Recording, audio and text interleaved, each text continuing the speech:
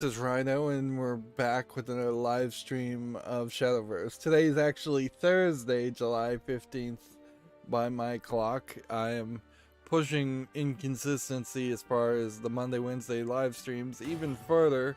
Yeah, the dog days of summer certainly are affecting me, where I'll be up for a few hours, then take a nap that is probably much closer to 6 hours than 1 hour, and then wake up for a couple hours and then sleep again. So I'm probably getting out of 24 hours. I'm probably only awake these days about 8 at most, which is not to say I haven't done anything. I am still playing Dead Space 3, and halfway into it, I have crash landed on the snow planet, so it seems like it would be fairly difficult to leave the snow planet. So I'm suspecting that all, if not most, of the rest of the game takes place on the snow planet. Thus not in space, thus not in spaceships, thus not really a horror game, because the snow planet is going to be like just bright white, and much closer to something like Lost Planet, or Lost, I think it's called Lost Planet, not Lost Horizon. It might be called Lost Horizon. That would also make sense.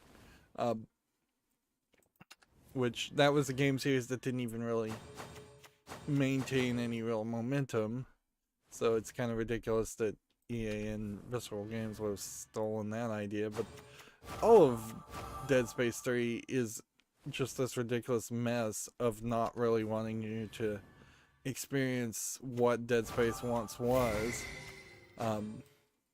because they really rushed you out of that first half of the game. There was a section where you're just getting chased out of a ship by regenerators that can't be killed, and then there's an optional side quest that you can skip, and if you skip that optional side quest, the next chapter starts with more regenerators chasing you for most of that level through the level. So there's just this rush put on everything to move you out of the level. After that point, you're kind of doing a very simplistic,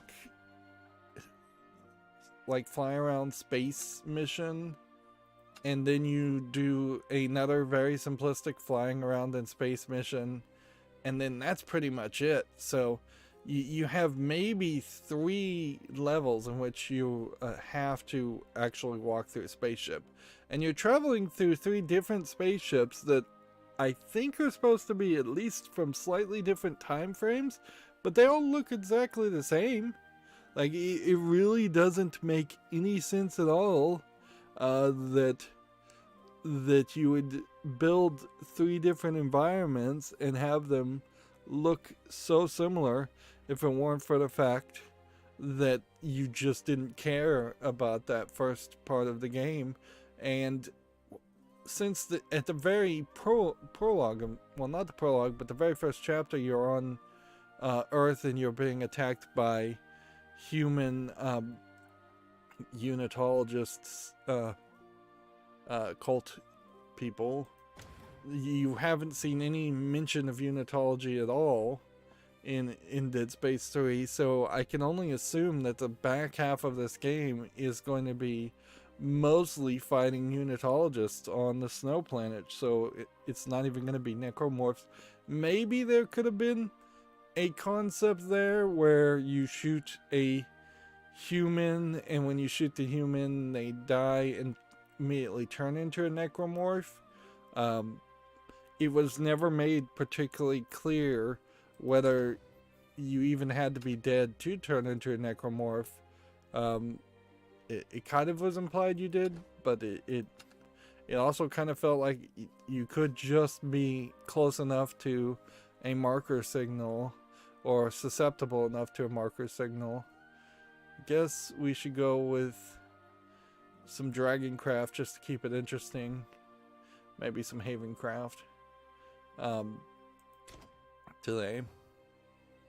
Yeah, since I started way too late, I'm going to attempt to mostly just get through the news and then call it a day.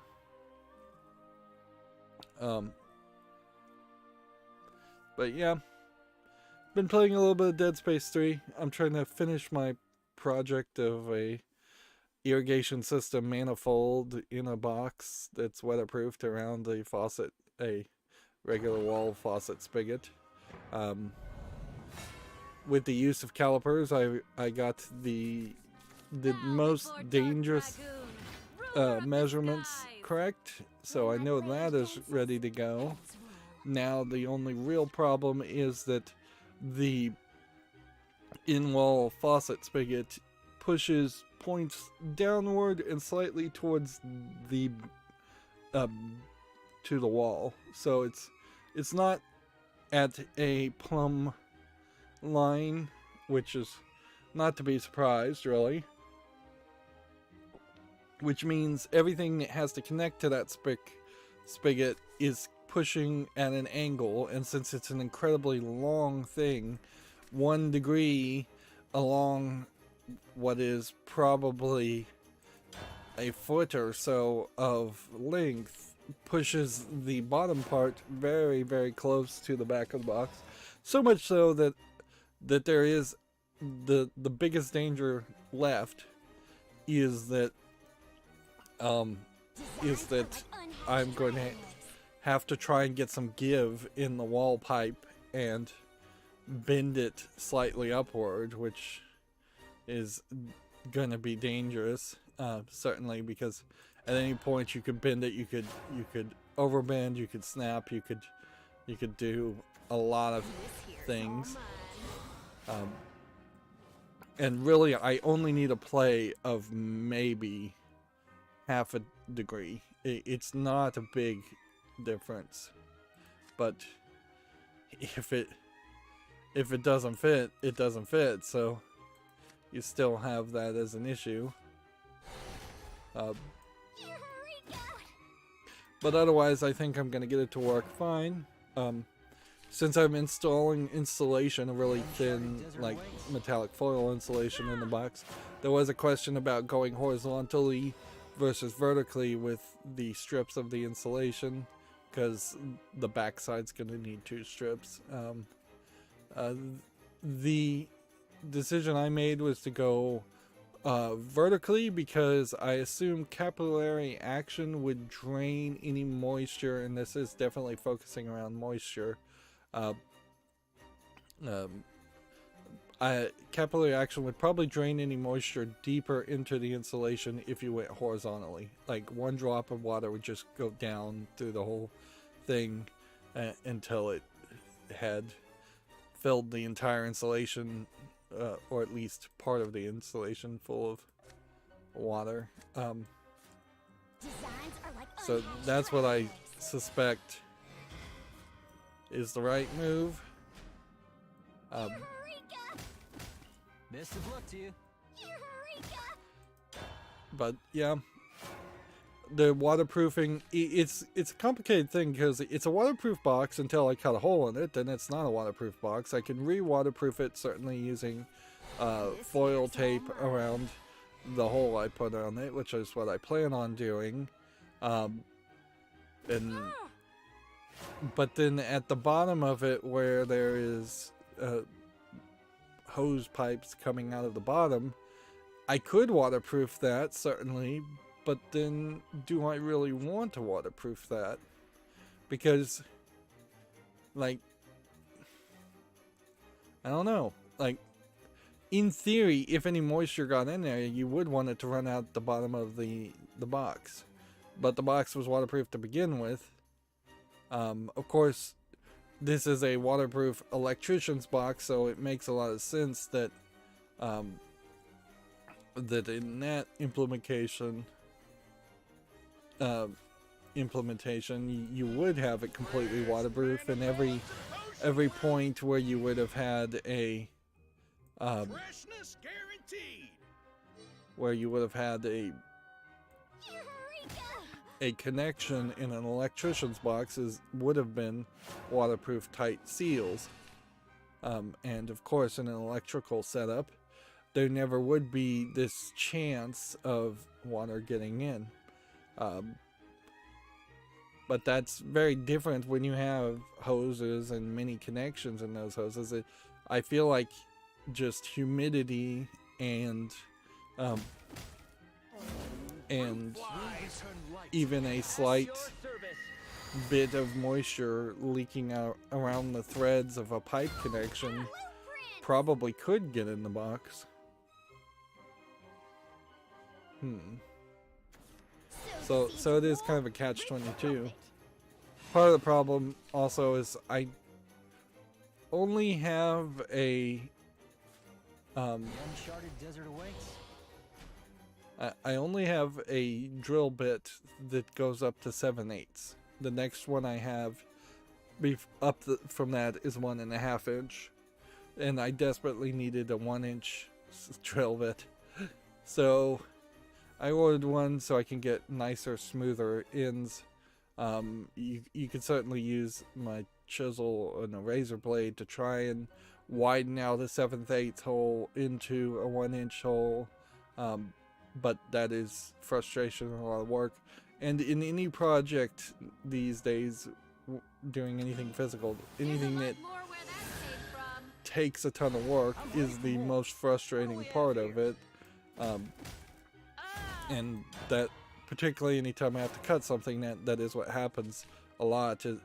Like, there are tricks that need to be implemented. For instance, like, to cut the square hole for the spigot, I really needed a bigger drill bit that could have drilled out the corners, so I could have gotten my hacksaw into the edges a lot earlier than I did.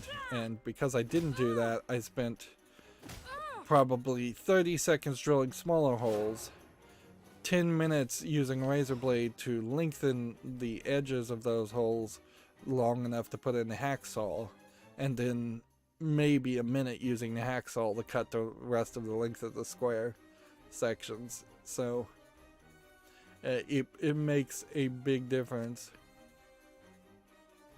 certainly,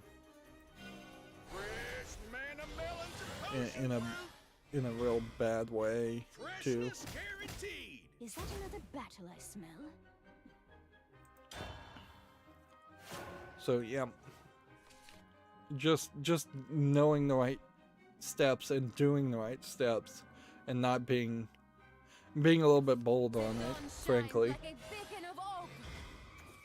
Because the spigot is pointing backwards, and it's just really, really close to the back part of it, of the box, I had to remove a plastic framework that came with the box, which is fine, but I was going to attach the wiring component of the irrigation valves to that, and now I don't have that, and I don't really have screws that are the right size, and so I don't know if I'm going to end up actually successfully hacksawing screws. I can hacksaw screws, but I need to basically screw them into some kind of sacrificial block first before I can hacksaw them down, because all I have are like really, really long screws, and the wiring blocks are the exact opposite of that.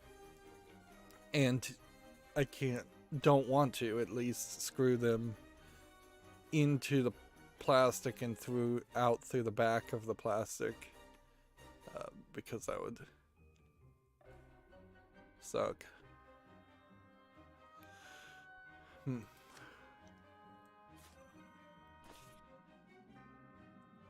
Magic is a sound.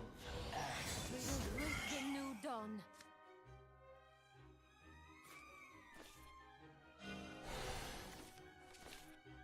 Right. Ready to witness my true strength? There's more than one way to roast and So I've finish before you knocked this act. guy up to a 12-11 for no reason. He'll just attack.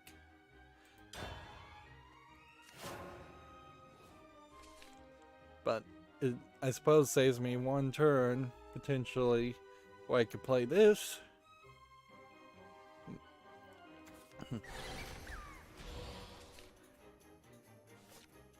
Maybe. I'm here, just like I said in my tip-off note. Yeah. But I got far enough with the irrigation box, and I don't know if anybody really cares about this project at all, but it's something I needed to get done before the end of summer, and I wanted to get it done as quickly as possible.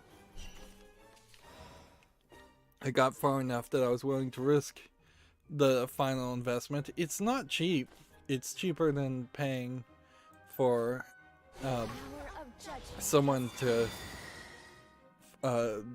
install a manifold in the ground, because I doubt anybody would be willing to install a manifold in the ground without also installing the tubing and the irrigation sprinkler heads and all of that.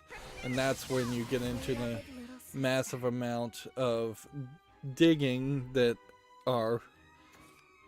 would approach $10,000 pretty much to irrigate, to install an irrigation system.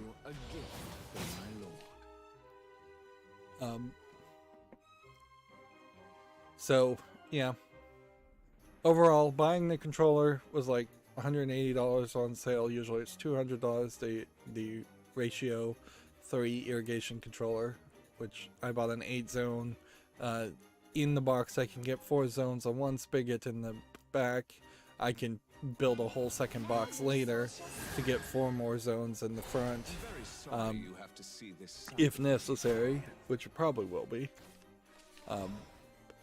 But the box itself is like $80. Like, it's not cheap to get an electrician's box, because you're getting that markup. And then couplers, like, you've got 8 couplers that you have to use, which are about $3 each, so you're about $24 there. You're paying about $12 for the electric valve each, so you're up to buying 4 of those. You're at $46 there. You need a backflow preventer, vacuum backflow preventer, and that's probably another $5. You need a 4-way splitter, and that's probably another $5. You need a wiring block, which is probably about $10. You need the wire, which is, depending on the length, going to be somewhere between $30 to $70.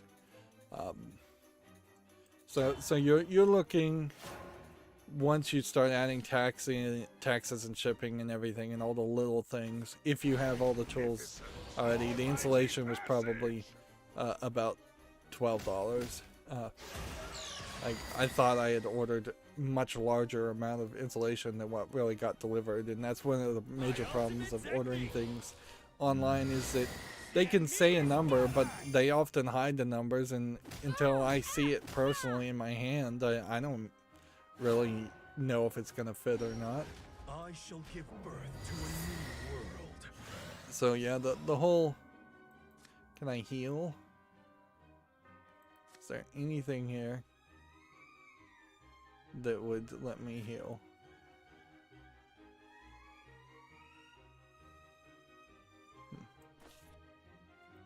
Magic is a salve and a scourge. Thus, the world ends. Okay.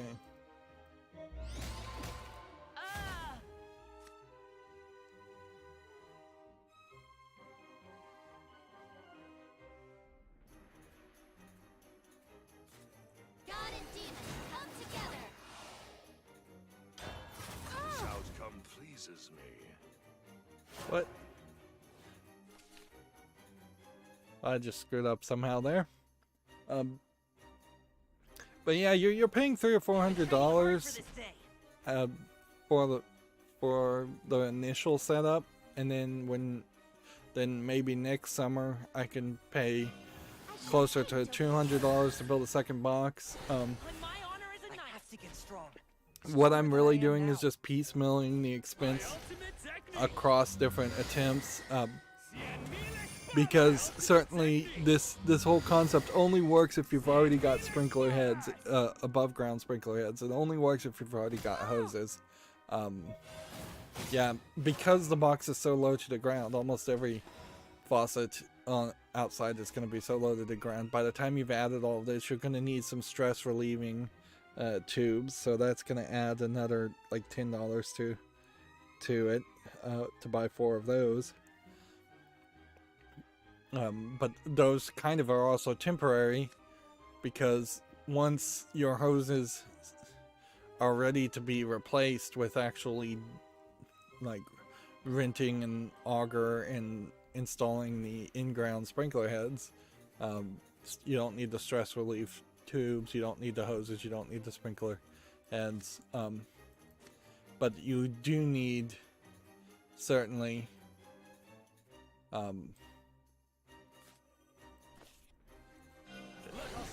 you need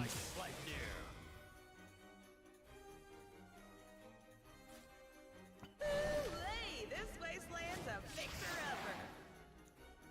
This is pure craftsmanship.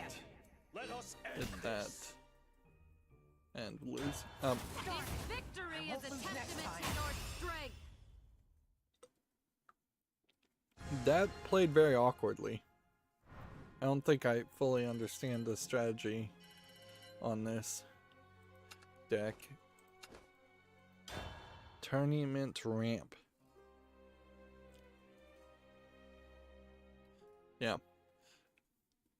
If not next summer I replaced just the box, it would probably be about $200, and that would be fairly easy to do. Bow before dark dragoon. But once you pull the trigger to install the in-ground All you know? hoses and the, what is it, polytube, I think is what it's called. Once you start doing that, you're going to probably end up buying some tools. You're going to need the tube, every single kind of connector. Every connector is going to be like $3 more. You're going to need the sprinkler heads. You're going to need a clamp and a cutter for the tube. You're going to need to rent an auger for several $100s over a weekend, and you're going to need someone that can really shovel. And it's not just a matter of renting an auger and then going down 8 inches. Otherwise you're going to put entirely dead lines of grass in your ground. You need somebody with a shovel to try and save your grass at the top, so it's going to be digging the top inch or so of the grass out if you want to do it right. I guess it doesn't matter if you're just going to reseed anyways and like till the ground. There are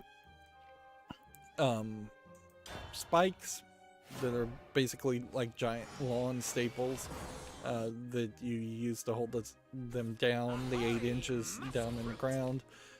If you want to be really cautious, there's a metallic detection tape you could put on top of all the pipes. Otherwise, you could kind of just not care about it. I think for most people, it probably isn't worth it to use the metallic tape,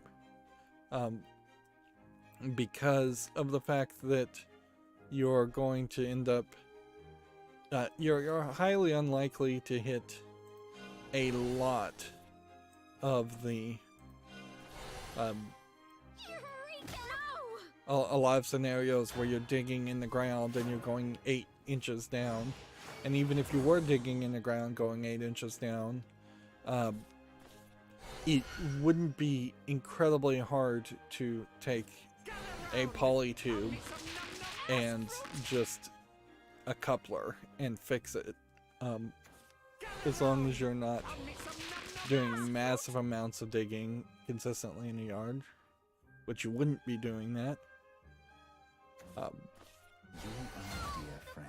Of course, you have to be incredibly careful and call 811 before you dig line, before you do anything. Otherwise, you're gonna cut into an electric or gas or water main or something like that, and you don't want to do that, certainly.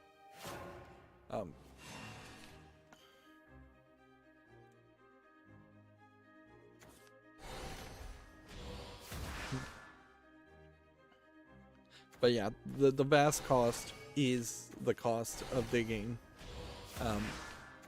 and you can only supplement that cost with having a lot of people willing to help you, which or work for cheap or work for free,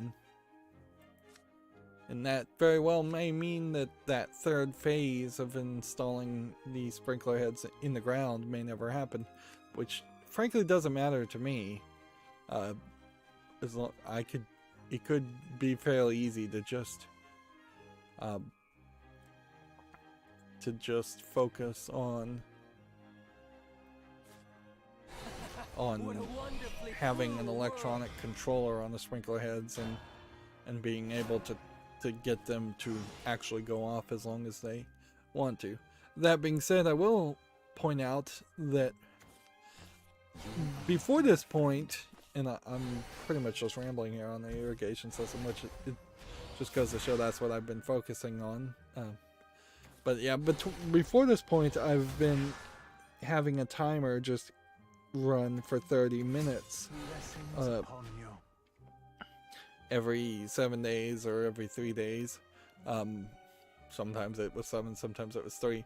The ratio, when you start to tell it, okay, it knows your location, it knows your address, it knows your climate, and so I said, I tell it, this is this kind of grass, and it goes, oh yeah, you should be watering for an hour and 12 minutes.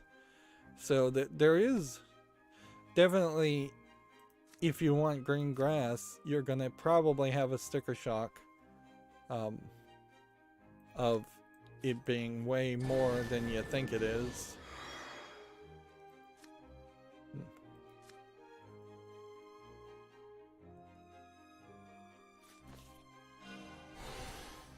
And so that is also a consideration, is that you may be very much doubling your water bill. I don't offer salvation, just gratitude. Gather round! Found me some num-num musk fruit! And yeah, pretty and pretty green grass and low watering bills don't tend to ever line up, unfortunately. See you all next festival. The good news is this like a lot of home projects, once you get them done, they're just done. The only exception I've had really as far as home automation and just making life easier as a homeowner, that I really ran into problems is I installed the Nest thermostat and found it kind of lacking and upgraded it to the Ecobee 3 thermostat. But the Ream Wi-Fi water heater connection module, it does what it says on the tin. It doesn't do much, and frankly it's barely worth it, but it does give you a schedule, whereas every other water heater tends to not give you any kind of schedule, so you're just always heating water to a specific temperature. So it works fairly well there. Security systems I installed works fine. The cameras aren't great, and I could see potentially at some point replacing that entire system with a much more expensive one if I really cared, but honestly I don't think I care enough. And that's really where you want to get to it, is you want to just get everything automated. You're going to put that initial effort in the front, and then everything is supposed to just run itself. Of course, there are always going to be issues, certainly. Like my air conditioner overflow drain pipe apparently was clogged, and so I'm going to have to clean that a little bit more, I think. Just that was a tool I did not have, was a drain pipe snake. But I did pour like bleach down it. Bleach is fine for plastic. It's not good to put bleach down copper pipes. It would still probably be fine, but you shouldn't do it. In that case, you just use vinegar instead. So yeah, little maintenance things. You of course have to change air filters and Today was a right good day. yeah, and water filters and things like that. This victory is a testament to your strength. But general maintenance is way better than massive maintenance. And certainly that is something that, and I am really just rambling here, but that is something about home ownership that bogs you down and just wastes your life. Certainly I have been in scenarios where I've had other house setups where it's just like you're spending every single weekend mowing the grass, and you're working on a broken sink, or you've got something else, you're painting a room, they're just like constantly either repairing or redecorating. And if that's your thing and that's your hobby and you truly love it and you don't run into any frustration there, that's fine. But a lot of people don't like that. And then in the United States, it's not like anybody, or most people aren't getting overpaid enough that they can pay someone else to do it. And so you end up spending your entire life and you're making your entire hobby fixing, maintaining, and often not even doing it the right way, just fixing and maintaining a house, and they become, the houses already are money pits. Like that they're supposed to take 1/3 of your monthly income, but almost everybody that is lower class, there is no real middle class in the United States, is putting half their income, if not more, of their monthly income and the family income, even not just individual income. But yeah, there's a lot of people putting massive amounts of their income into their house, and then they're putting massive amounts of their effort into their house, and this typically falls on to the man, and slightly more than the woman. And so there are a lot of scenarios where you get into that cliched case where the man is working way too hard at a job and then coming home to work even harder, and then you potentially throw on top of that having kids, and then the idea of the child raising falls mostly onto the female, typically, stereotypically. My little canary. And so then you have this weird scenario where you have that extra financial burden of having kids, and then the female tends to be overworked at her job, if she has a job, or just overworked because you've had so many kids at that point that she's made it her entire 24/7 job to take care of the kids. And it's not even really a case of biting off more than you can chew. I wouldn't say the average 2.5 children, if that really is even the average nowadays, is too many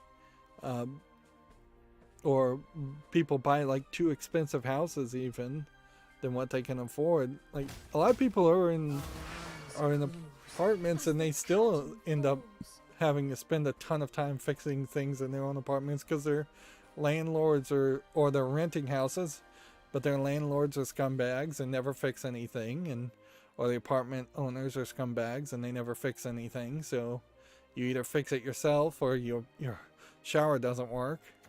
The magic of flowers is profound. But yeah, it's not really a case of people having a dozen kids. Not on average. It's not a case of people buying $500,000 houses when they make minimum wage.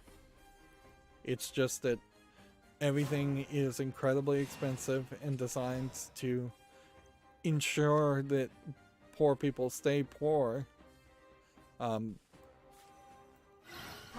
There's a major issue, in my opinion, with the amount of investing in rental properties that is allowed to happen. I would severely argue that there should be a limitation on individuals owning on individuals owning more than 4 or 5 houses, if even that many. There should be pretty much an outright ban on corporations owning houses or apartments. Like we have a situation in the United States where there's 11 houses for every 1 homeless person. So the only reason these houses are sitting empty is because capitalism has allowed for a system where houses are more valuable sitting empty and charging higher premium over the cost of having people actually be homeless. Which, yeah, if we had a universal basic income style housing credit where every individual in the United States is given a credit and that credit is paid directly into a landlord, and the landlord had to accept whatever amount that was based on some estimation of its like taxable value, that would work, I think, a lot better. It would be a lot of red tape and government oversight, certainly, but it would be moving towards the idea of actually making sure people were not homeless, which should be the only focus. Very much to the expense of investment companies, a lot of which are foreign investors. Honestly, if we just got a little xenophobic and said that foreigners could not own land in the United States, that would help a lot too. It's not unheard of for other countries to say very much the same thing, that foreigners cannot own land. And frankly, if a lot of countries told corporations they couldn't have offices in their country, that would probably help a lot of tax dodging that occurs, but that's a whole separate issue. Anyways, it's been like 40 minutes and I've been kind of rambling, and I pivoted from one ramble to another ramble. It's what happens, I suppose, when you oversleep and then wake up way too late. So let's talk about the video game news. So Video Games Chronicle has an article here. People don't appreciate... Oops. Why did that happen? I just fixed that.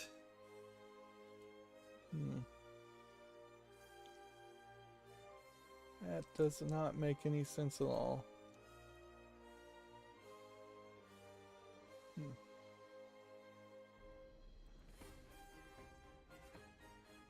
Because every single one of these is messed up now, isn't it?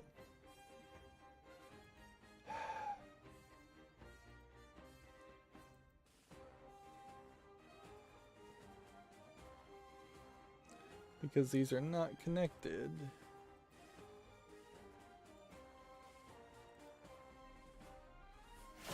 Well, I'm gonna have to figure out a different way of doing this, because that's gonna be an issue, certainly.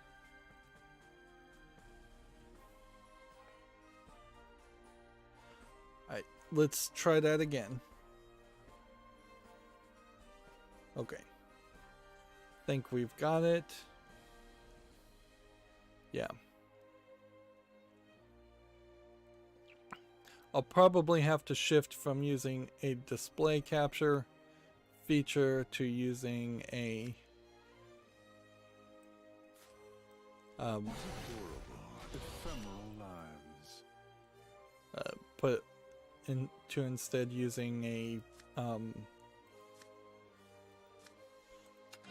window capture, but my Windows 10 does this weird thing when you do a window capture that kind of sucks, where it puts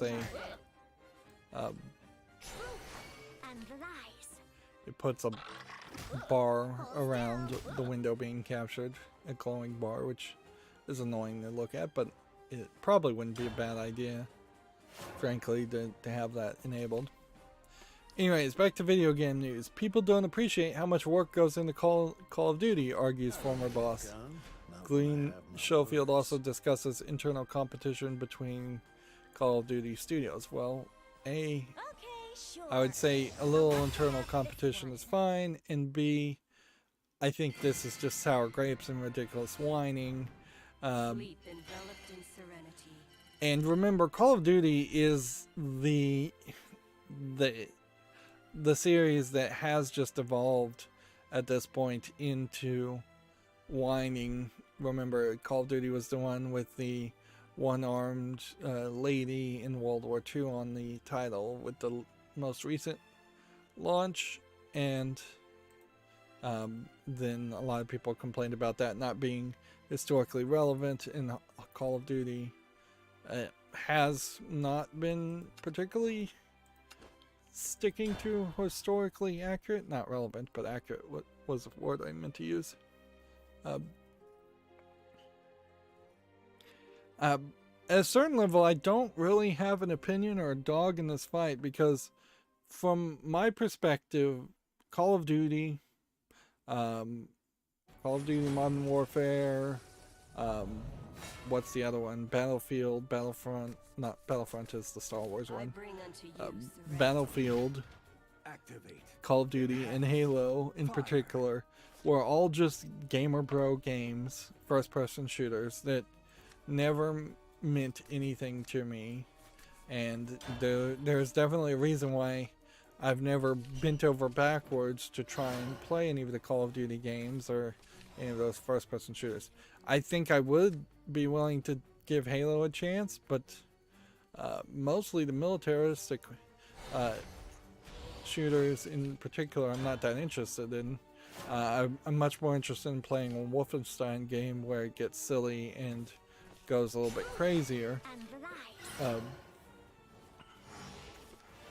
So they're definitely not my kind of games. So it's hard to have a dog in the fight other than to just sneer at Call of Duty. I would argue that a lot of the Counter-Strike Go and What fine threads you have.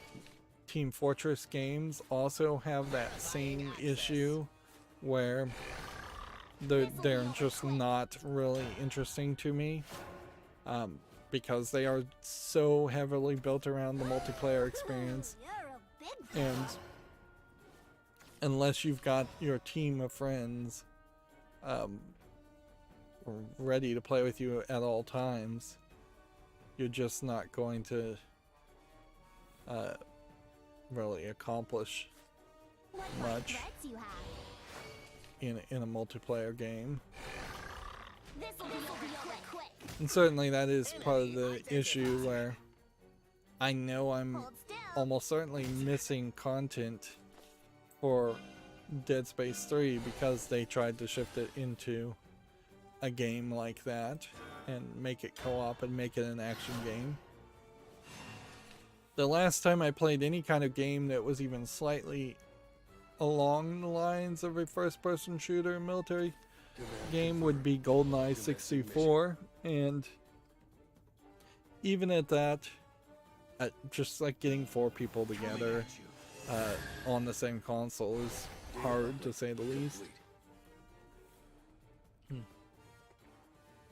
Suffice it to say, one does not become very much an expert at playing single player video games or video games in general if they're embracing a lot of extracurricular activities with the guys. That's just not how it goes down. Enemy identified. Shutting down.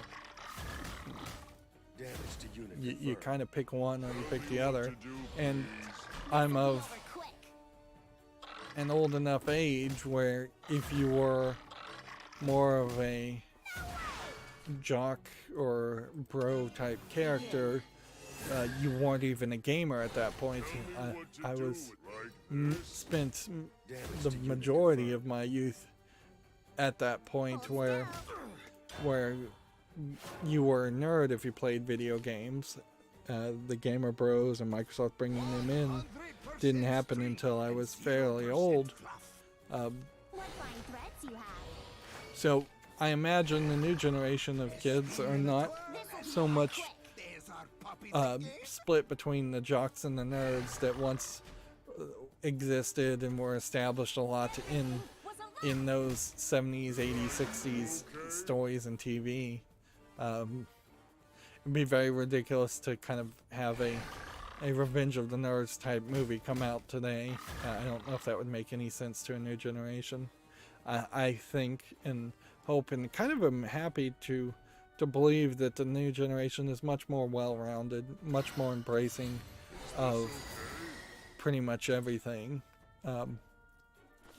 I don't expect there to be a lot of kids that just play video games out there. I expect them to play video games and like watch movies and read books and play soccer and baseball and basketball and just try a little bit of everything, which is very different from what I did. Certainly I specialized in a world that does not need specialists, particularly specialists around video games. There is still this idea amongst kids, and I think it always will kind of exist, that you can be a video game tester and that's a real career, or that you can be a YouTuber and that's a real career, says the YouTube video game critic. When yes, there are jobs for video game testings, but they're bad jobs. They're temporary jobs. They don't last. They don't pay, and they're bad. They're sucky jobs, really. The last thing I would want to do now that I'm slightly older and wiser, or very older and slightly wiser, the last thing I would want to do though is play a video game and then not really be listened to with any input or feedback or suggestions or ideas, because the video game tester would be testing the like lockdown version ready to go, just looking for bugs. Like what I do on my game when I'm criticizing a game and I say, oh, this Shadowverse would be better if it had a consistent art style, well, QA testers could give that feedback all they want, but it's not going to be listened to, because the only time QA testers would have played Shadowverse is once all the art had already been done, and once all the programming had already been done. All they really want video game testers to do is find bugs for them and document them, kind of often for just posterity's sake, because they often don't even fix the bugs that they know about. That they're really only looking for the worst of the worst bugs. All of you. Right.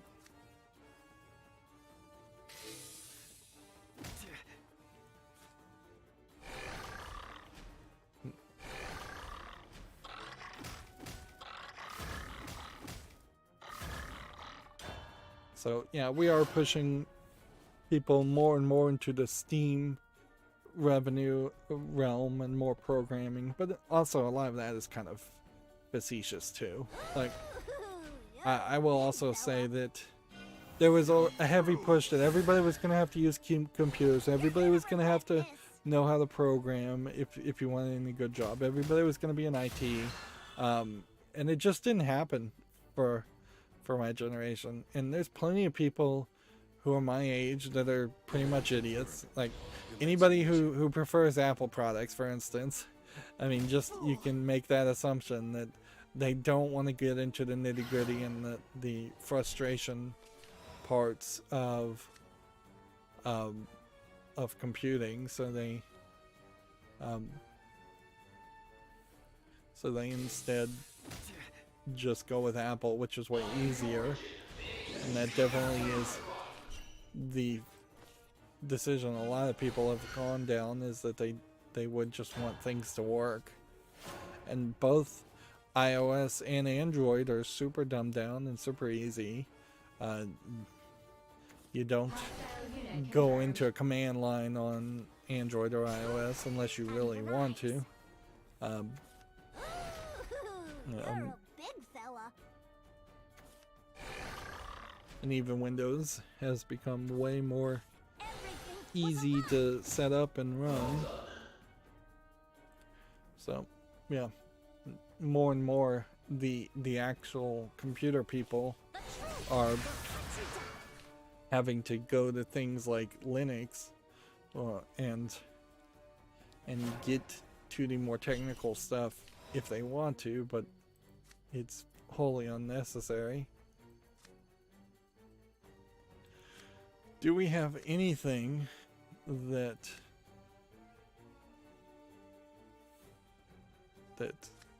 moves us forward? All of you. Yeah, that wins the game for us. Grave. Wow, I went into a ramp. I went into a rant again. Sleep enveloped in serenity. Really don't have time for this. Like, hey, we got back to C1.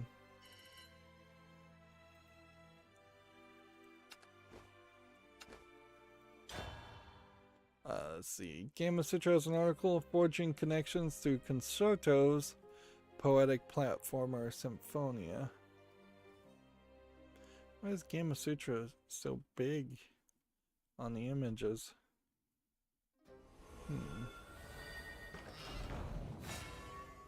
This is one of those games that's talking about a game that I bring unto you that probably isn't out yet. This interview is part of the Road to IGF series. Then you have a video here. And I wouldn't mind a game that talks about music but wasn't a music game. That's the type of game I'm looking for. And this kind of feels like that, where you're doing a lot more platforming, which is a lot more understandable. It looks a lot like PB Winterbottom, and in that game you're just collecting pies. But yeah, mostly I would just write that off as one of those, as a platformer that might be good, might be bad. I just put it on the follow list to move on. So having a special article around it probably is just Game of Sushi giving special treatment to a game. Moving on, Game of Sutra says the VR Studio Resolution game is netted $25 million to create and support live games. We may have already talked about this. Check that out. Northgard developer Shiro Games has launched a new indie publishing label. So Northgard, an Evoland developer. Yeah, a lot of companies were trying to become indie publisher, but weren't really doing a good job of it. or in the pandemic, I think ruined that. A playable version of id Software Super Mario Bros. 3 PC port has been unearthed. This was the Strong Museum of Play got a copy of it. Which, yeah, that would be interesting to see if that leaked. If you know something is in a museum, though, at that point, how do you get a copy of a digital file out of a museum? I suppose you would have to either go in there, Carmen Sandiego style, and steal a copy, or you would have to heavily bribe an employee to leak a copy.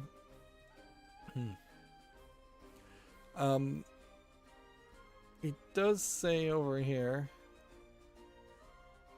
that this game has been known about since 2003,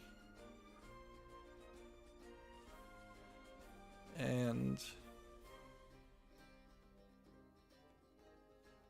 it's only a demo.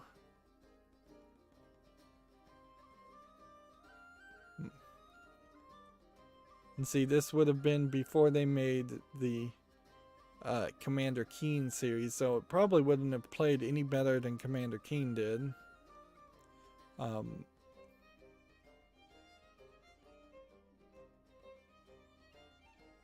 Let's see. Apparently, it went up to 1.4,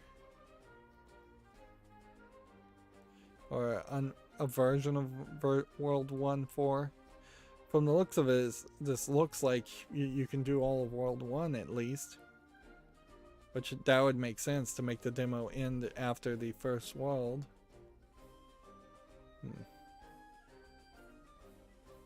Interesting historically, but it is just a demo, so at a certain point, if you're trying to have a collection of ROMs of old games, and you're including demos, you're going to get really crazy really fast at that point. There's just going to be far too many of them. If I were thy little canary. Let's see. I don't think this character is playing, which could work well for me. The uncharted desert awaits. John Baum talked about the sealed copy of Mario 64 going for like $1.5 million, and they went into more of the details, and it's stupid I'm still listening to Giant Bomb at all, but frankly at this point I'm also only listening to them when I'm half asleep. No, I don't think that's actually accurate. I think I probably am wasting more time than I should listening to Giant Bomb. But they seem to believe that there's some weirdness even at that rate for how expensive that game is going for. Like, it doesn't really make sense for Mario 64, which is an incredibly common game, even in a 9.8 condition.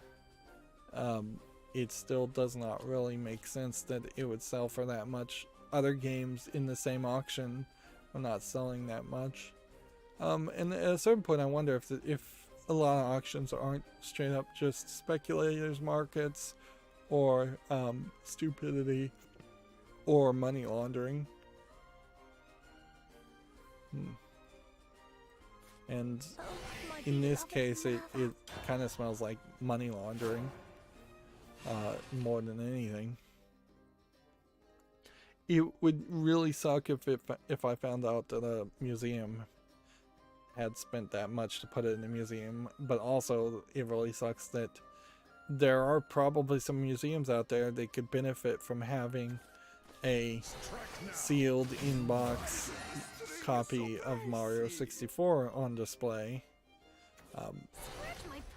But if you've got something worth $1 million, then you're spending thousands upon thousands of dollars to then protect it, which might require major upgrades to your security system. Also might bankrupt your museum. A lot of museums, particularly video game museums, are pretty much making money through the admission tickets. There's no real way I can imagine that you would be able to charge even $10 admission and get 100,000 people to show up in a year. That's probably not the way it would break down. To make up that $1 million. Tell me what to do with my like this. Like, if you're open 250 days a year, let's just assume that, and you get about 100 people a day, then that would be about 25,000 people. So if you're charging $10 at 25,000, maybe you could afford a 1.5 million at that point, but you've also got to pay for a lot of other stuff too. Plus, that's really bad for museums if they are establishing that they're paying millions and millions of dollars to have things, and more than likely museums aren't paying at all for any of those prices. A lot of museums are actually displaying private collectors' items, keeping them in storage and on display for the private collectors, and that is definitely much cheaper.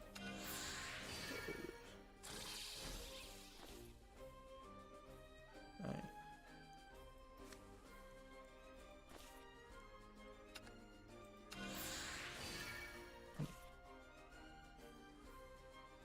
Okay, what can we do?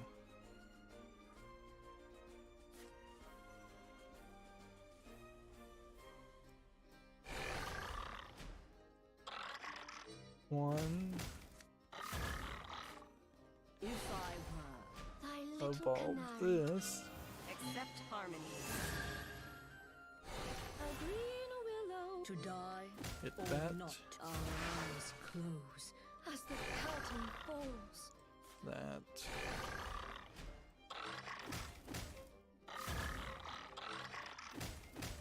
That was a fine bout. Wait, not yet. There we go.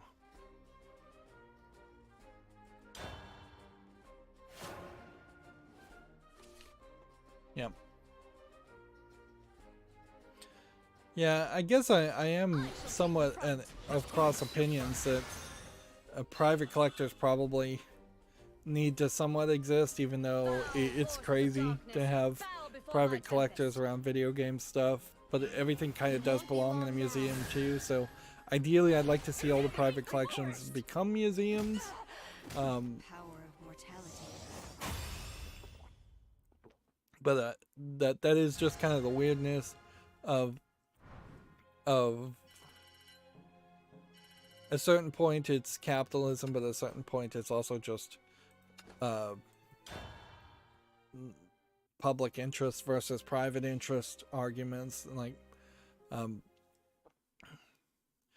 if somebody had like the only vaccine for COVID or something, and they just wanted to keep it and they weren't going to share it with the world, Bring unto you at a certain point one would hope that the governments would say, no, you can't just keep it. That's insane.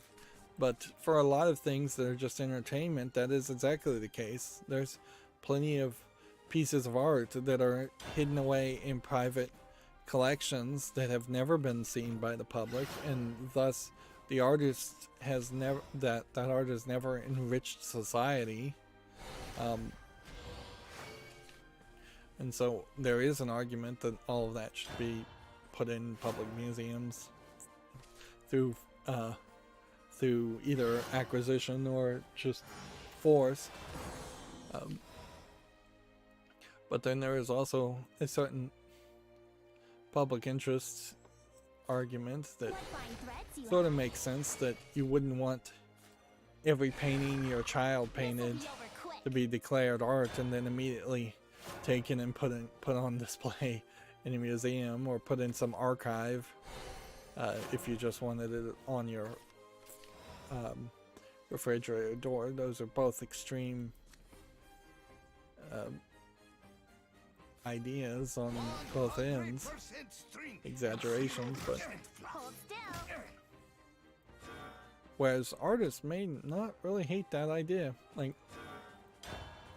if I did something artistic and I could just hand it over to a public museum and maybe get a tax credit or get paid a set rate, and that would be great. But then also, if I was an artist and I could auction it for way more through private collectors, that might not be that great.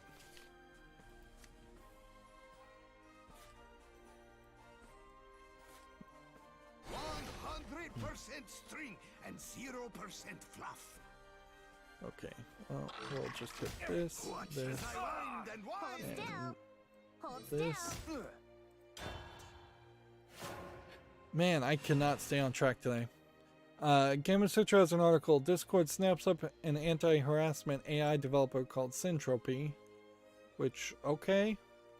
I don't know how bad the harassment really is on Discord, considering how it's its own little self-regulated thing.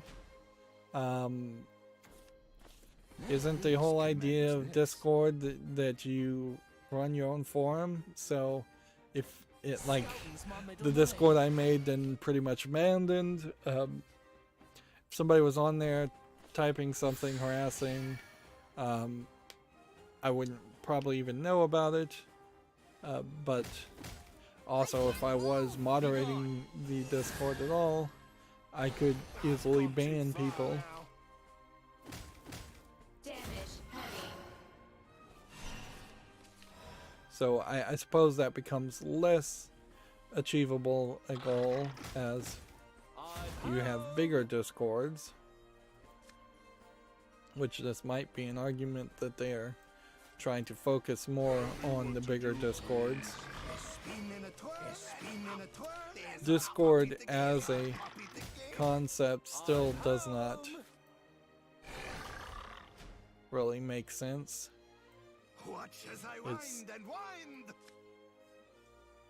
It's not really doing anything. And that's the problem, is that it doesn't have a monetization model that makes any sense. And it's not offering anything that allows it to be a replacement or counter argument to anything like Reddit or Facebook or Twitter or Instagram. It only makes itself a slightly easier, like, internet relay chat forum, but then you can run your own IRCs with more freedom and less oversight, and certainly hiring a company to do anti-harassment stuff is more oversight, not less oversight, which will irk some people, certainly. Begin. To die or not to. Our eyes close as the curtain falls. Do we have enough here to take out Farewell. everybody?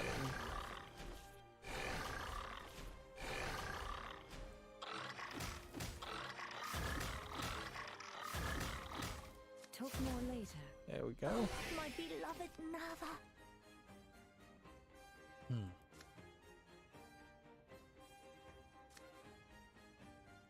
Do we want to discard a card and draw a card? I guess we do.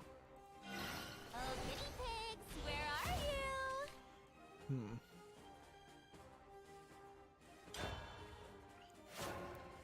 Moving on, Gamma Sutra says Netflix has hired the former EA Facebook exec to launch his own game division.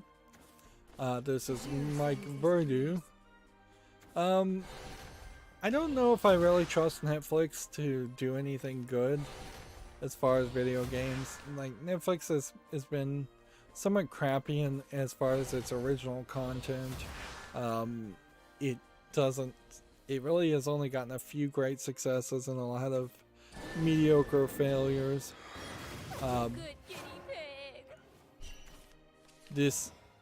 pig. They're shooting for something I think that is going to be much more like Apple Arcade than making video games and selling them for PC or console or anything like that.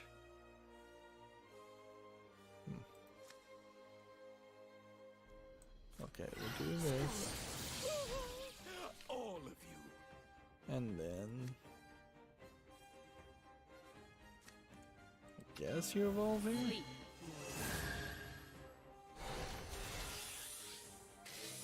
Do that? I guess that works. What I would really be interested here is to figure out specifically, I wonder if I can do this. Can I Google search his name and figure out if he was the EA exec during the time of I shall cradle the world once more. of the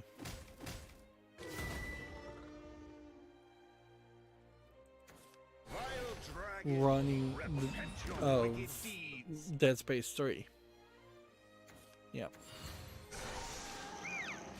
Because that would be my question, certainly. Time to say goodbye. Usually I don't go to IMDb for this information, but he was a producer for Mission Critical, Command & Conquer 3, Unreal 2, his filmography as it were. Command & Conquer 3, he was an executive producer in 2008. Jeez, read it right. So by the looks of it, he was in the golden era of Electronic Arts before EA became the EA we know today, which is just microtransactions and all of that. Like, so yeah, he was not around in 2014 from the looks of it at any level.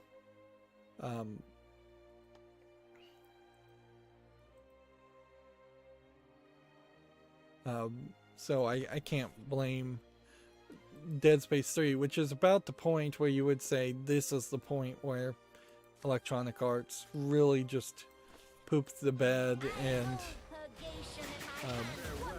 intentionally ruined themselves by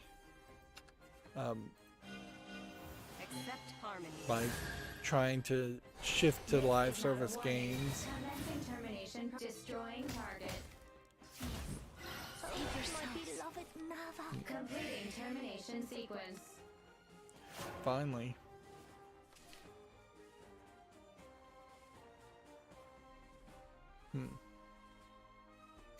What you need is a nice roaring flame.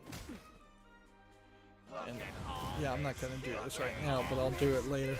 I need to, I guess IMDb I'll clean up too, so it makes more visual sense. There's a lot of ads on this site. But yeah, he doesn't sound terrible as far as a person to hire, but I mean, he also probably hasn't done anything in video games for a while, so it's very possible that he's not in the, not in the shape to be really running a video game company at this point. Like,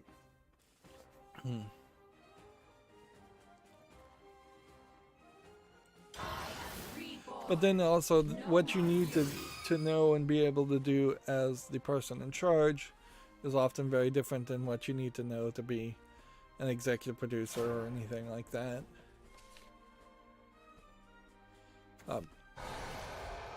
So I don't think that hiring specifically is the thing that would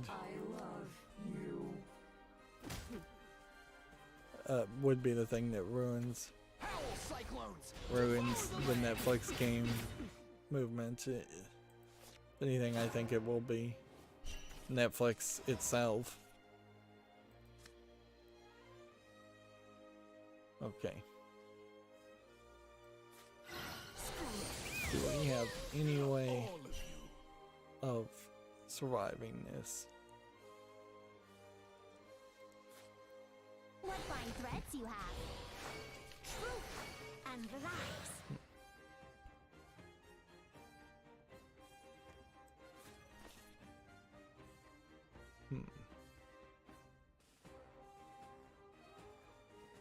Everything was a lie.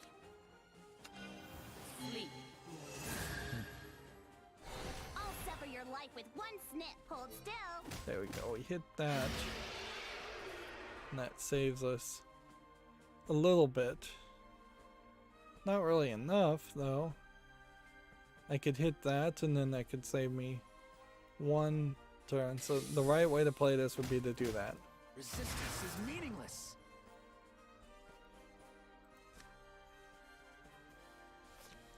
But you still have this 13-9 mammoth fish.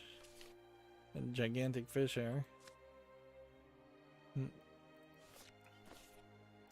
Moving on, Gamma Sutra has a job listing here. Microsoft AltSpace VR needs a design director. Personal. It's justice. Apparently this is something that Power of mortality. Microsoft has its name owns. I've never heard of AltSpace VR. It seems like it's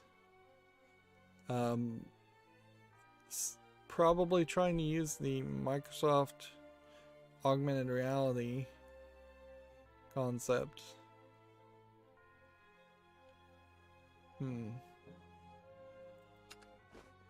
But yeah, it doesn't really feel like they make games, though. Says they brings people together in a world of virtual reality and 3D. People in AltSpace use AltSpace to host and attend live comedy shows, tech talks, LGBTQ meetups, meditation classes, dance parties, Mother, conferences, father, and more. come They on. made sure to throw in the SJW stuff. When at the core of it, it seems like AltSpace VR is just a Second Life type experience using the HoloLens technology. And so all you would really be doing is working on that software. You would not seemingly be in charge of setting up or running or being involved in any way with the comedy shows, tech talks, meetups, meditation classes, dance parties, or conferences. So it's kind of pointless to even mention that.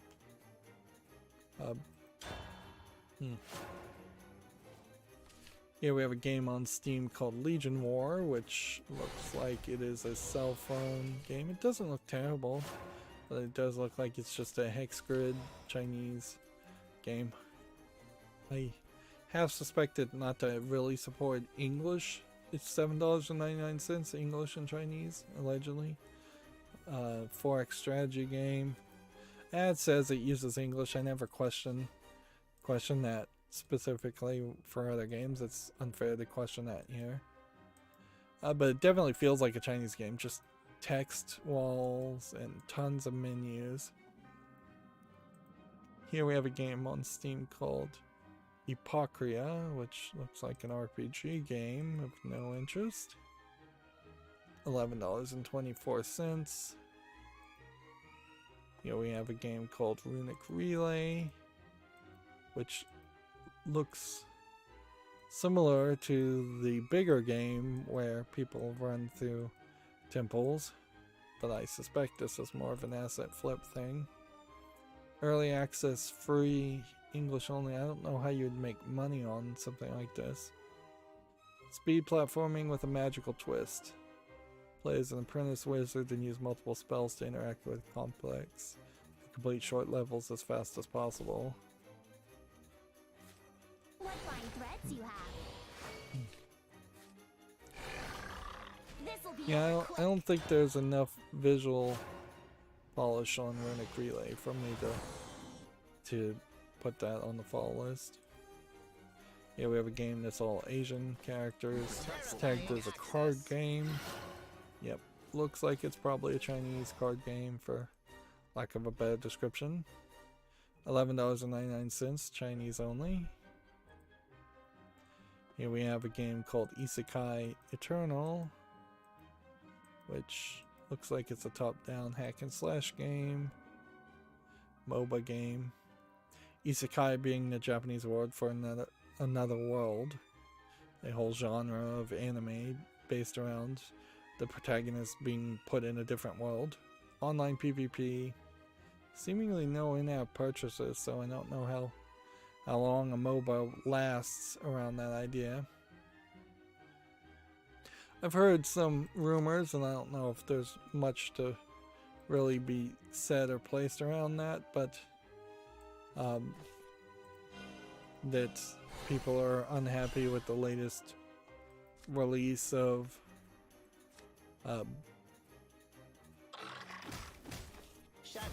World of Warcraft. At a certain point, I don't think it kind of matters one way or the other if people are happy with World of Warcraft. I think there's always going to be enough of an audience that it will always exist in some small form. Until it doesn't, you'd almost have to see something like EverQuest finally just get permanently shut down before you'd even start to think that World of Warcraft would be shut down. Balance, and I'll provide it. And it's probably just not ever gonna happen. This is probably the biggest news that's happened lately. I guess I should also mention that the PlayStation version of Doki Doki Literature Club Plus, which is apparently more of a console version of Doki Doki and that's really where the content was added to make it more console friendly and to kind of tell you the main story of the characters and not the crazy twist things. I'm not sure if there is really even any crazy twist, but the big news here is a version of Resident Evil Village, which reportedly removes DRM. From all accounts, it does remove DRM. That is both the Denuvo DRM and Capcom DRM that seem to be intertwined. Runs way better. Like, not just a little bit better, not just the standard argument that Denuvo slows it down. It's that the PC port of Resident Evil Village has a major issues with its the way it runs. And in removing both of the both of the bits of DRM, they have improved it. From what I could get from DF Retro's analysis, it seems like when you shoot somebody, when certain animations play, it seems like at those specific points they have programmed it to trigger DRM checks, like right in the middle of the action, which doesn't really make a lot of sense. Like, if you're gonna do a DRM check, you would have wanted to low prioritize that, have that happen as you're loading a level, as you're saving the game, something back at the very slowest parts of the game, not at the fastest parts of the game.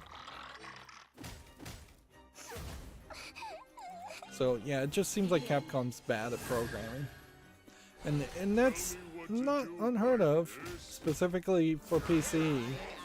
Like, you can't really expect Capcom to do a good job when you've just seen so many instances where they've done a bad job, particularly on PC ports. They seem to always cut corners a little bit more than any other video game company. They seem to always be willing to let their top line AAA series of Resident Evil have these flaws in them.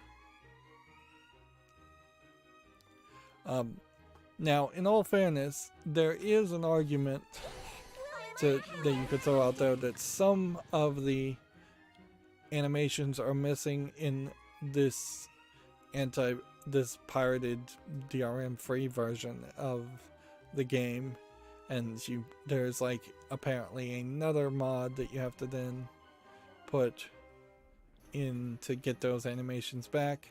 So it is possible that the game is getting a bit of a boost just because some animations are missing. But like, for comparison, removing DRM from the PC version of Devil May Cry 5 resulted in up to 20 frames per second improvement. People need to really stop using de novo, and I think this really is just the Japanese market being so protectionist. And we might as well talk about how much corporate lobbying and protectionism happens here in Japan, because it is illegal to modify save files in Japan because of corporate lobbying. Here's a point where there's just major drops in the frame timing and the frame rate right in the middle of the action sequence. And yeah, there's all these little bugs around on this witch, so it would explain why the rendering might go down, but the DRM making it worse doesn't get explained there. I definitely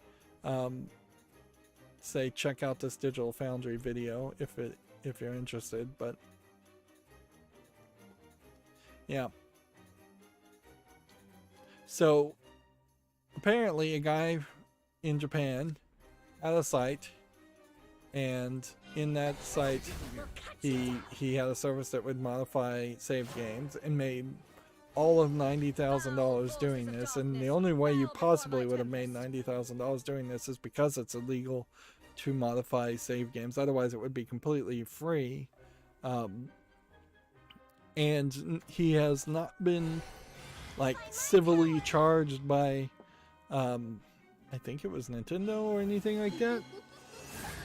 No, he's been absolutely arrested, because this is the problem, certainly in most countries, where there are a lot of laws designed to protect business and only business, and protect property of rich people and only rich people.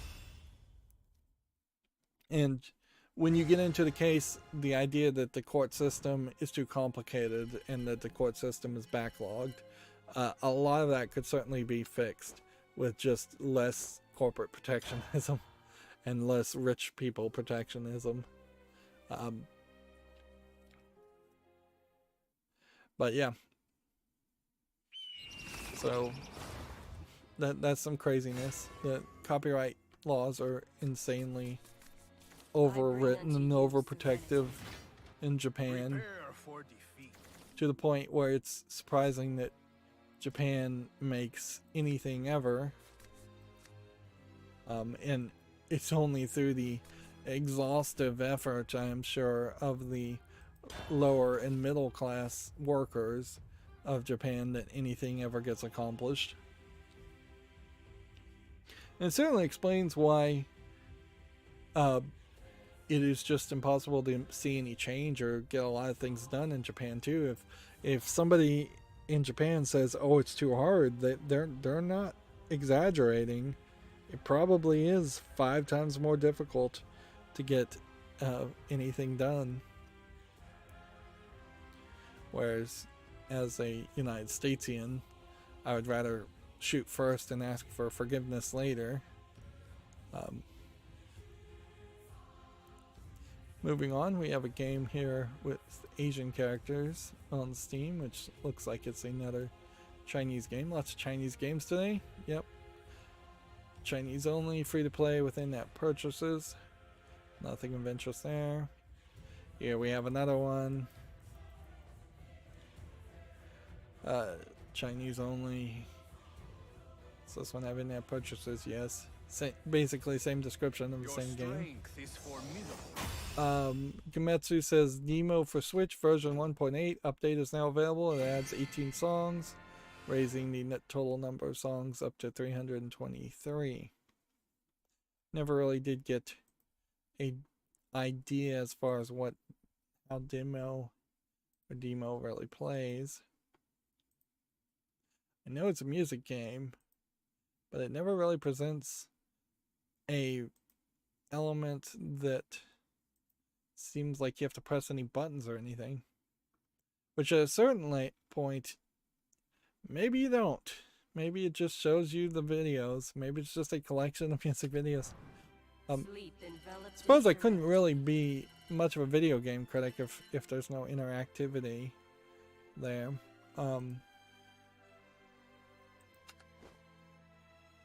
Okay, well, we still need some Bloodcraft or Havencraft victories, so we'll play that. Is this Runecraft? I think this is Havencraft. Let's try this.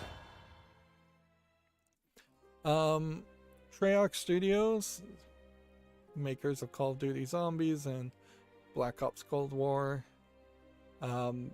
they came out with a new update. Let's see. Season 4 Reloaded for Black Ops Cold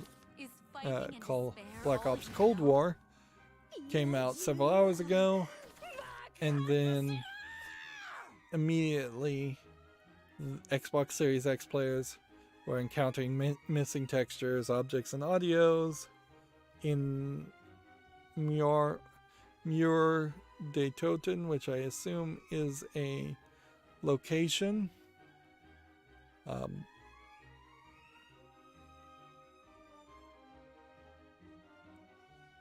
The OGG9's SMG, which is a weapon, will be added to the Creator class to unlock via in-game challenge shortly. So some DLC bundle also not having problems.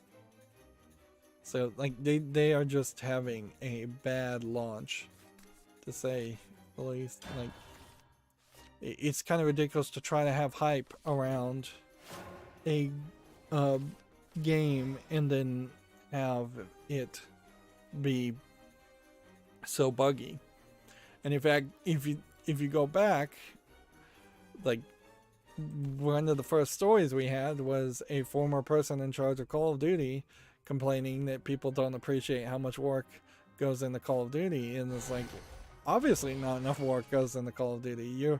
You're standing out as an exception amongst the industry of games that are buggy and not finished, and that this is, unfortunately, it is somewhat industry standard to have bugs in games, but you're still being an outlier for how buggy your launch is.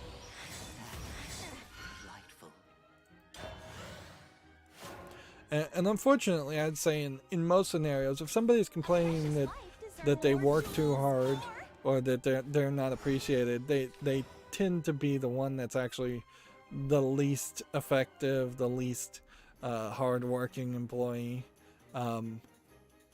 In a funny way, it probably should be that the squeaky wheel gets replaced in a work environment more than the squeaky wheel getting the oil. Today we'll lift some heavy scriptures. Because yeah, Is that how you treat a lady? usually the real hard workers are too busy working to complain, even if they should be complaining. Here we have a game on Steam called Overpower, which tagged as a roguelike. To me, it kind of looks like it's more of a top-down twin-stick shooter game. It does have some visual polish to it. It looks oddly kind of like a Nier Automata game also. Does definitely look polished. Looks like there's a chance here this is good. Single player, Chinese and English. Co-op $8.99. Play Night Studios. I'd like to see what this developer has made. Otherwise, I guess nothing. Yeah, I haven't seen any advertisement for this game. That's what's really weird about it, is that you would expect to see more more hype around something like this.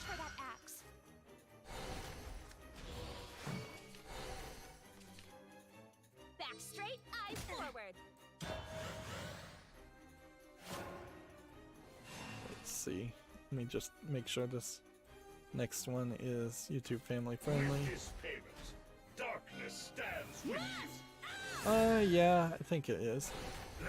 Here we have a Chinese RPG maker game with a anime girl.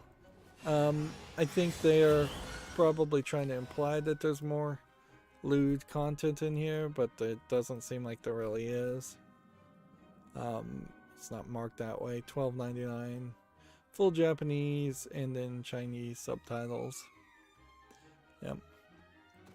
Does something like that deserve to reset our counter as far as seeing adult content games on Steam? Is that how you treat I would a say lady? probably no, because You were done the for. situation here is All that the magic I need. Is that how you treat a lady? we could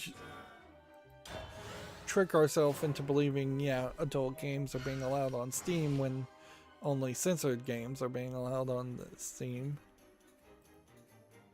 Now this next game, Girl Jigsaw 2, is showing a lot more lewd clothing than the previous game.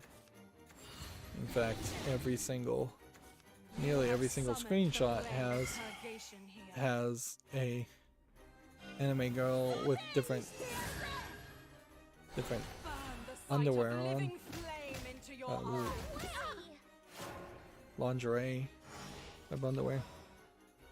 And then each of the puzzles seems to be a jigsaw puzzle with a come hither face on the anime girl.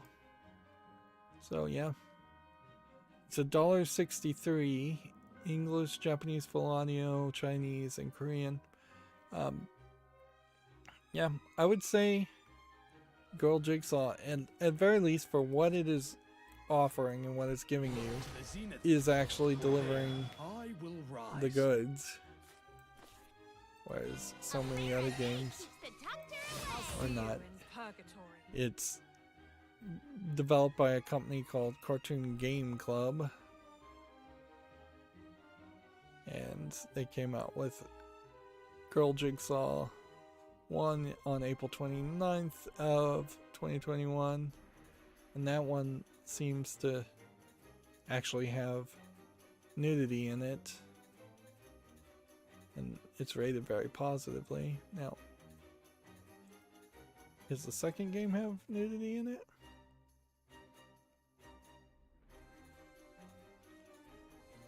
I don't think it does.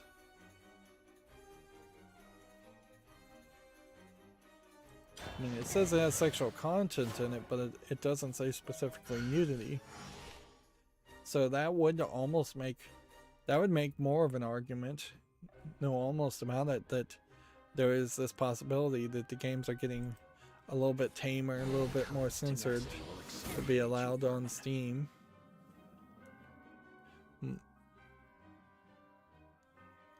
which, yeah, Steam's inconsistency on as far as its guidelines and its enforcement is still a major problem, because it hasn't created the path that we need where a AAA game can come out and do what it would want to do without fear of being rejected by Steam. The real battle begins. Punish the wicked. Spare And the so it's so far not been able to improve the quality of games so much as just allow a select few adult games to be sold, a select few more. But even at that, it hasn't improved the quality of adult games on Steam either, Let judgment fall. because of its inconsistency. Good enough. Moving on, we have a game on Steam here called Ambush Convoy Strike, which looks like it's just a tower defense game. It's not visually polished enough. I don't know if there's enough game anyways where you'd be in a turret just shooting convoys. The light. $4.24, English and Japanese.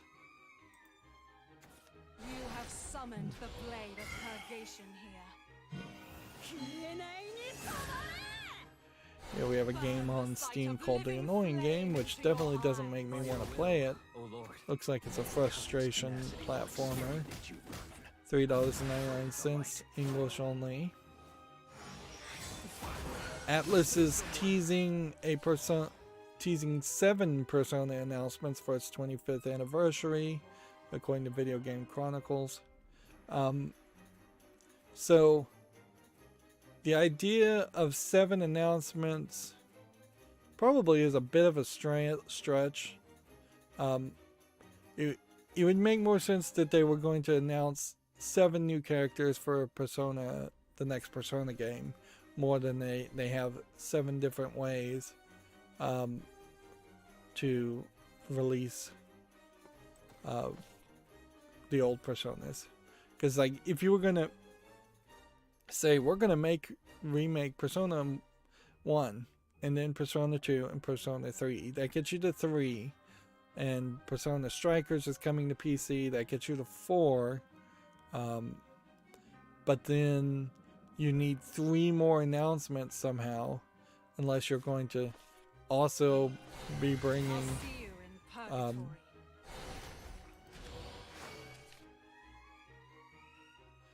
unless you're also going to, like, I don't even know what you could do. You'd have to bring things to the consoles or something. Which I guess you could do that if you say Persona 1 and Persona 2 is coming to Switch. I think Persona 3 is already on Switch, but let's just assume it isn't. And alright, so if you bring Persona 1, 2, and 3 to Switch, that's 3 announcements. If you bring 1, 2, and 3 to PC, that's 3 more. And then if you bring Strikers to PC, which I don't think is on PC, that's your 7th. That's the only way you get to that. Which that would be great and all. But I suspect for a 25th anniversary, what we're going to find out is that at least a few of those are actually announcements for an anime or a soundtrack or a comic, manga or something. If they're all game announcements, that would be interesting, but it kind of doesn't make full sense. Also could be that each of those announcements are very small announcements. Like we haven't seen a Activate. Enhance. Fire. we haven't seen a lot of big anniversary events make a lot of announcements. The Mario 35th anniversary really didn't do anything. The Donkey Kong anniversary is about to happen, and I don't suspect we'll get a lot of announcements from that. 7 announcements is a lot. Phil Spencer went on some kind of podcast or interview, and so he said a few things. He said he would be surprised if they don't buy a studio in India, South America, or Africa. Sure. I don't know specifically what company in India, South America, or Africa you're thinking about, because there aren't that many. But it seems like Microsoft's got the money. There's no reason why they wouldn't buy a company in a different country. There is I suppose a small danger there that they buy a country in one of the, a company in one of these third world countries. Let's just call them third worlds. India may argue that they're second world. Some countries in Africa and South America may argue that they're second world or even first world countries, but let's just assume they're third world for this argument. My fear is that all of a sudden that company is going to eventually become the support company that is just doing customer service or QA testing for somebody like Double Fine or Bethesda. Because if you were to buy a video game company in one of those countries, it's probably not a company that has made like a AAA game that justifies it. Whereas Double Fine's lineup, well, not particularly great, at least has some games to justify that purchase. Bethesda's lineup, even if they haven't made a great game recently, still has the Elder Scrolls lineup and all of that. So it would be a very different kind of purchase. It would be trying to hire cheap talent or access to those countries way more than anything else. Although, in all fairness, I think Microsoft is probably running out of options as far as buying AAA companies that have made AAA games. And they may have no other choice but to work their way down to more indie companies. A suggestion here is Broforce by the South African Free Lives company. Control is not the same as shackles. Like, we very well could look at the other subsidiaries and maybe find some more subsidiaries that might be more in, but be more in line with what he's thinking. Also,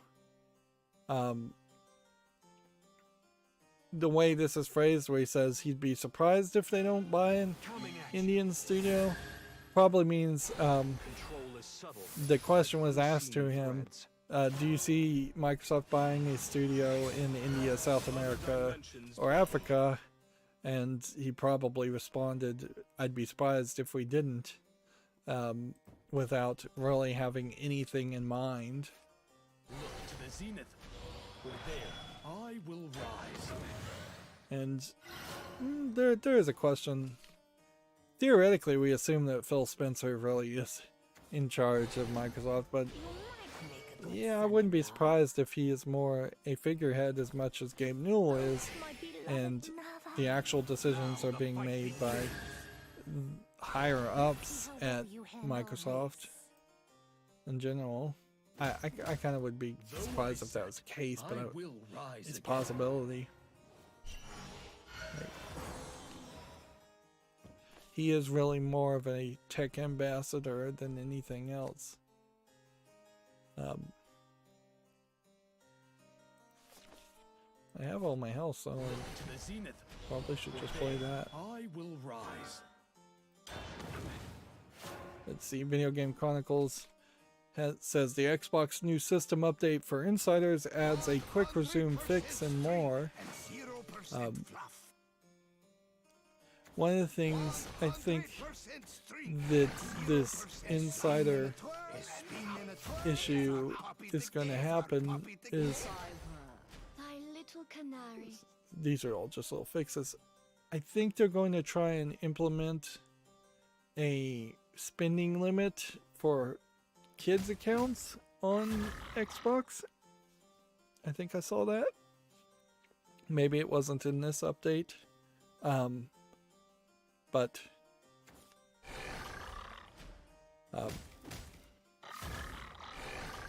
yeah, that certainly would be helpful for parents to say you can spend a certain amount but not much more than that. Although you'd almost have to have like a monthly reset or a manual reset on the amount. I will rise again. Let's see.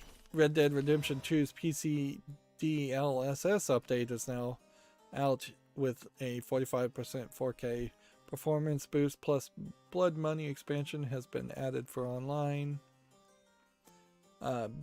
That's nice and all, although at this point I don't really feel like I have any real reason why I'd want to play Red Dead Redemption. The thing they failed to do there was to bring Red Dead Redemption 1 into the mix. So Eyes close as the curtain falls. So because they never brought Red Dead Redemption 1 into the mix, or Red Dead 1 really into the mix is what I think I'm more talking about, because they didn't bring Red Dead, or was it called Red Dead Revolver, to PC. I think you're in this weird situation where you're either playing Red Dead Redemption, then Red Dead Redemption 2, or you're just playing Red Dead Redemption 2 on PC, which is even worse. Let's see how well you handle this.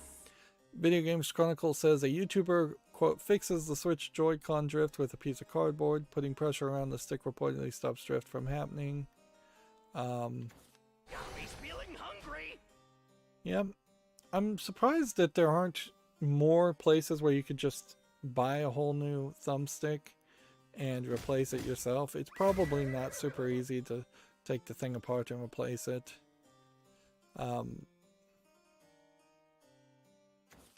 He's feeling hungry. Yeah, Wind, grant them courage. suppose if you want to try that, considering how it seems like there is a major delay to try and get it fixed otherwise. Otherwise, you still seem to have to take out 4 screws. Is this the battery? That is a very small battery. The whole Joy-Con issue really is that they're just too small. The whole thing just needs to be rebuilt. Make a Joy-Con for adults. Put the thumbstick where it is and the buttons way over where it would be on an Xbox controller. And then make it twice as big with twice as battery life. Call them the Joy-Con Pluses. Nintendo doesn't even have to admit that it ever had Joy-Con troubles in the first place. You could just say we've improved the battery life on the Joy-Cons, and that's why we're coming out with these new versions. And then they could just slowly replace the Joy-Cons with the bigger Joy-Cons. You don't really have to have any kind of physical difference to them. But yeah, the fact that the Joy-Cons have not been admitted to be broken or fixed highlights how the people in charge, the shareholders, we assume now, that are in charge of Nintendo, have betrayed the hundreds of years of history in attempting to do quality service, at least in its hardware, in favor of short-term profit. In all fairness, Nintendo has been very wibbly-wobbly with some of its hardware designs. The Wii U is another example of a failure, certainly as far as hardware, and you could make an argument that the GameCube went in the wrong direction, but that was a gamble that I can dismiss a lot easier. Going with the mini discs.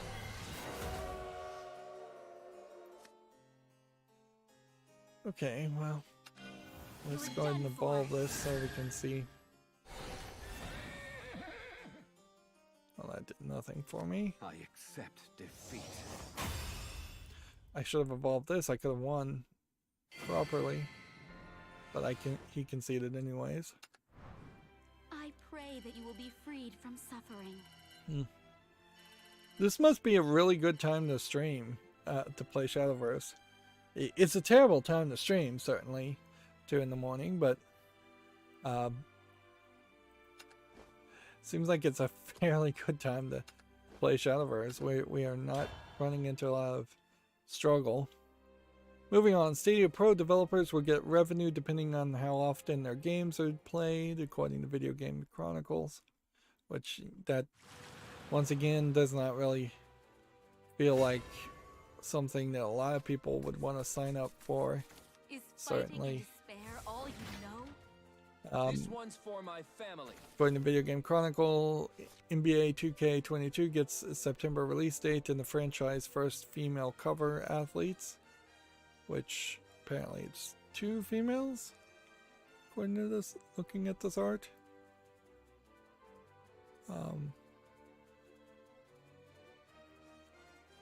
Says it stars Kareem Abdul-Jabbar, Derek Nowitzki, and Kevin Durant.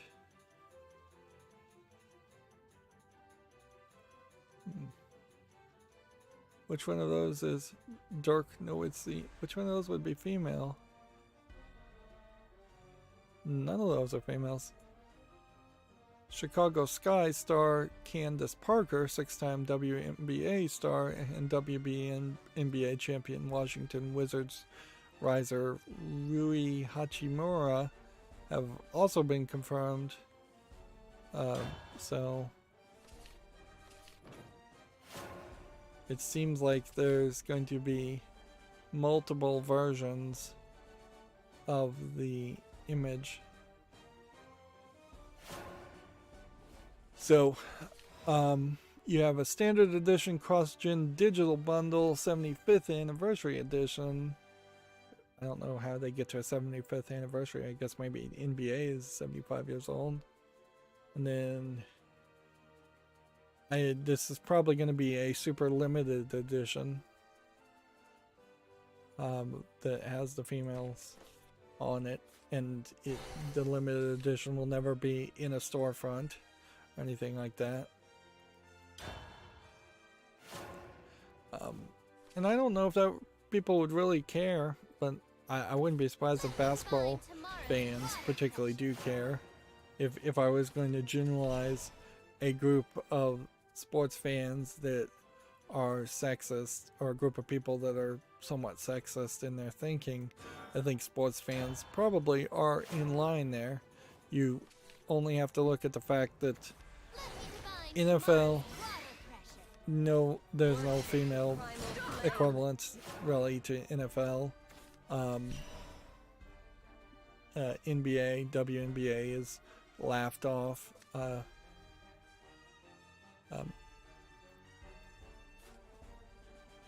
And dismissed. Golf, there's no female golf that anybody cares about. The only time females are treated even with any attention in a sport is typically when they are wearing a skirt like tennis, or a scantily clad outfit like volleyball.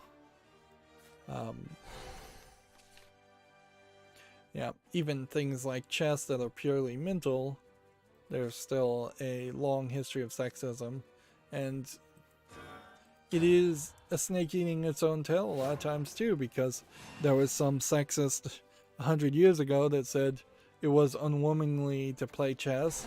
They've created this culture in which women are not welcome playing chess, for example, and that has never really been adjusted or corrected, or even attempted to be corrected.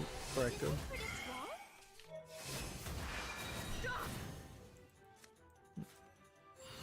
good hands. You're done for. Well, that didn't quite play out the way I'd like it to, but I think it will work. Well, that's too bad. Moving on, Battlefield 2040 crossplay and cross progression plans have been detailed. Which, okay. Although I can't really say I care. According to Komatsu, Phoenix Point Behemoth Edition is coming to PS4 and Xbox One on October 1st and Xbox Series later. What is Phoenix Point? Feels like a game I should know, but the name is just drawing a blank. Well, it looks like it's just an XCOM game.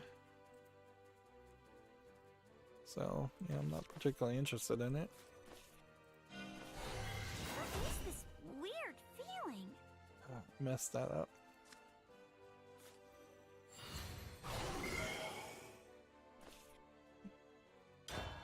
I probably messed up twice there. Let's see. Cave announces a Toho project title due out in 2022 in Japan, which is frankly an announcement for an announcement. The Smurfs Mission Billif, Vile AF. I wonder if this is a typo. Anyways, it's coming to PS5 and Xbox Series in 2020. Leaf. Yeah. It's a Microids game. I don't know if this is an old game being re-released or if this is just a new game. There should be a lot more Smurfs games than there are. Yeah, this looks like a new game. Yeah, it really makes no sense that that hasn't already been a thing.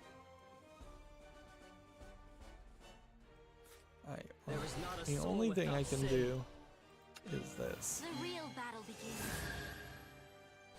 Punish the wicked.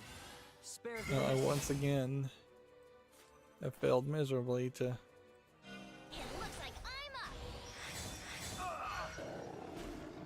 do the thing that needed to happen and play right. Let judgment fall.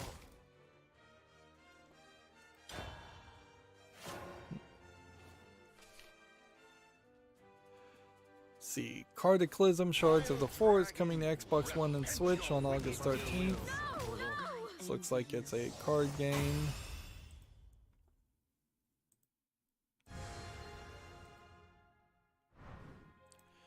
Think we've seen bits of this.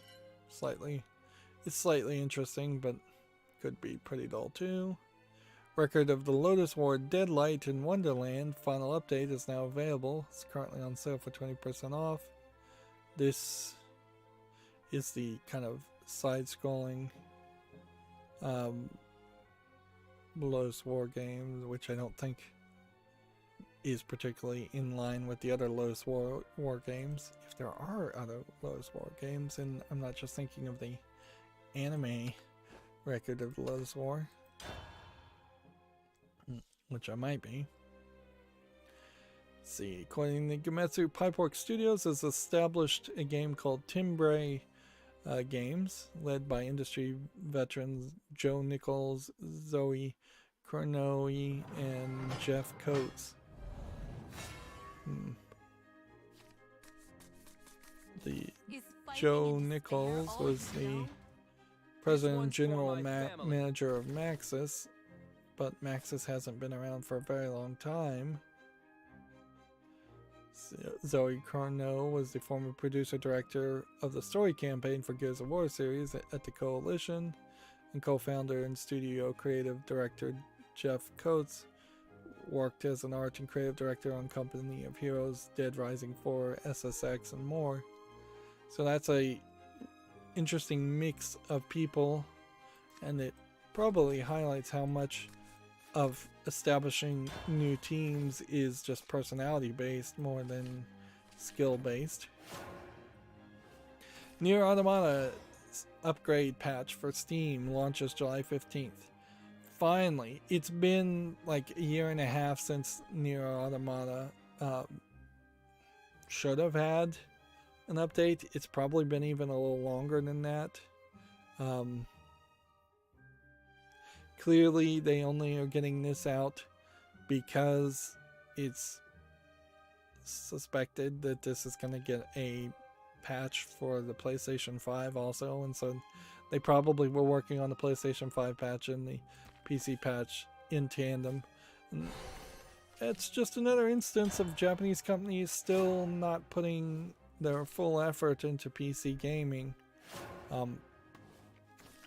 We have yet to see any indication that PC gaming has increased due to the pandemic in Japan, and that would really catch their attention. But I'm not sure if that's really the case. If anything, it may just be that a lot more Switches were purchased, or a lot more playing of old games happened.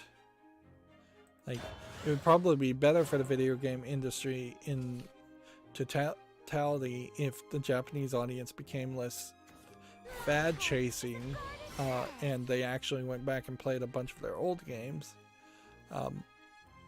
That'd probably be good for all gamers everywhere if they became less about what is launching now and what can I pre-order, and more about let's play these hundreds of thousands of games that we could get cheap or we already own.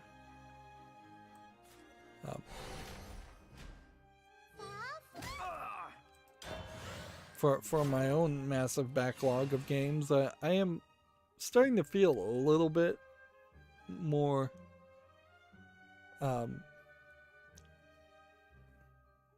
devoid of options. Like, I have gone through a lot of games. I still have plenty of games certainly to play, but I think I've mostly gotten a significant portion of the AAA games I want to already covered. There is not a soul without sin. And it's getting harder to find something that really appeals to me. Also, I think a lot of that is just I'm getting older, and my desire to play games is becoming a little bit less just because I'm more tired. That certainly could be part of the problem too, is that I'm just like, before I started my YouTube channel, I did spend a few years in which I really didn't play video games at all. I don't think I have enough time left in my life to do that again. Or if I do that, then I may never come back to games at all, and that's not my desire by any means. There is not a soul without sin. The real battle begins. Punish the wicked. Spare the innocent. Moving on, Gamatsu says Maneater DLC Truth Quest launches August 31st for PS5, Xbox Series, PS4, Xbox One, and PC. I probably will try to get Maneater when it's like a Game of the Year edition, if I can, or just cheap to get all the DLC. The Maneater series, compared to the other 2 or 3 games where you play as a shark, seems to be the one that has the most interesting story. And with that interesting story, there's more of a reason to play it. Ghostwire Tokyo has been delayed to early 2022. No surprise there. Japanese people delaying things.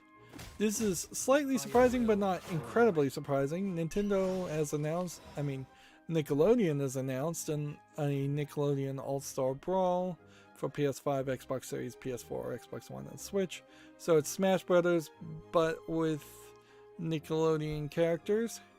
We have Danny Phantom, Helga, Teenage Mutant Ninja Turtles, The Loud House, I don't recognize that cartoon at all, Wild Thornberries, Real Monsters is a particularly old one, Ren and Stimpy is a particularly old one, Rugrats, Invader Zim, SpongeBob SquarePants. Arguably, I assume they own the rights to all of these characters outright, so that makes this slightly easier. But like Ninja Turtles, they probably don't own the rights to. I don't know. I think Nickelodeon may have acquired the Ninja Turtles company They may just straight up own it now. There is this problem, and I said this, I think, just last stream, that Already a proper anything that tries to be a Smash Brothers game is going to fairly fail because Smash Brothers just has so many games already made.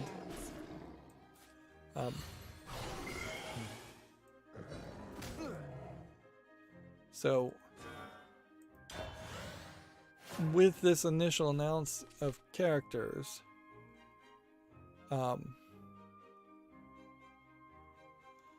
your 1, 2, 3, 4, 5, 6, 7, 8, 9, 10, 11, 12, 13. They're talking about 13 characters here. Probably they'll tease out some more characters over the course of time, but even if they could get it up to 50 characters, there's like 300 characters in Smash Brothers. I'm exaggerating, I have no idea how many actually are there, but it definitely feels like 300. Plus, there's just a ton of art and a ton of other like people that show up as a reward or trophy or something along that line. So it is going to be a very hard upward battle. And the only way I could see Nintendo All-Stars, a Nickelodeon All-Star Brawl succeeding in the long run is that they've got to offer something different or something better than what Smash Brothers offers. They've got to play better, they've got to be a better fighter, something. I think the fighting game community might very well embrace Nickelodeon All-Star Brawl instead of Smash Brothers if it is a better fighter. I think that would work very well, but if it isn't, then the fighting community won't embrace it. They'd love to stop playing Smash Brothers and dealing with Nintendo's weirdness with copyright during the multiplayer, the competitive play. But they can't get away from playing Smash Brothers until there's something better than Smash Brothers. And in all fairness, I will say, Toastman, Patrick Star, none of these characters are anywhere on the same level as Mario. Like, sure, in Zim from Invader Zim, I liked Invader Zim. I could see that Zim is more interesting than, say, a third tier character in Smash that I've never heard of. But he isn't better than Mario. He isn't better than Luigi. So yeah, it's gonna be an uphill battle. Company of Heroes has been announced for PC. Going to Gematsu. Which, alright, good to know. Company of Heroes might be the more realistic military first-person shooter game. Little Witch Academia VR Broom Racing has a limited physical print edition pre-orders coming out July 16th. I guess the game is VR only, and very possibly it is PlayStation VR only. They still are, Netflix is still trying to do Little Witch Academia and make it something as far as a bigger series. A game called Cupid Parasite has been rated in Australia. This looks like a visual novel. A game. It's a Otomate visual novel, or Otome Young Maiden visual novel. Super Robot Wars 30 for PC is coming to the West on October 28th. Has been updated. What is the update?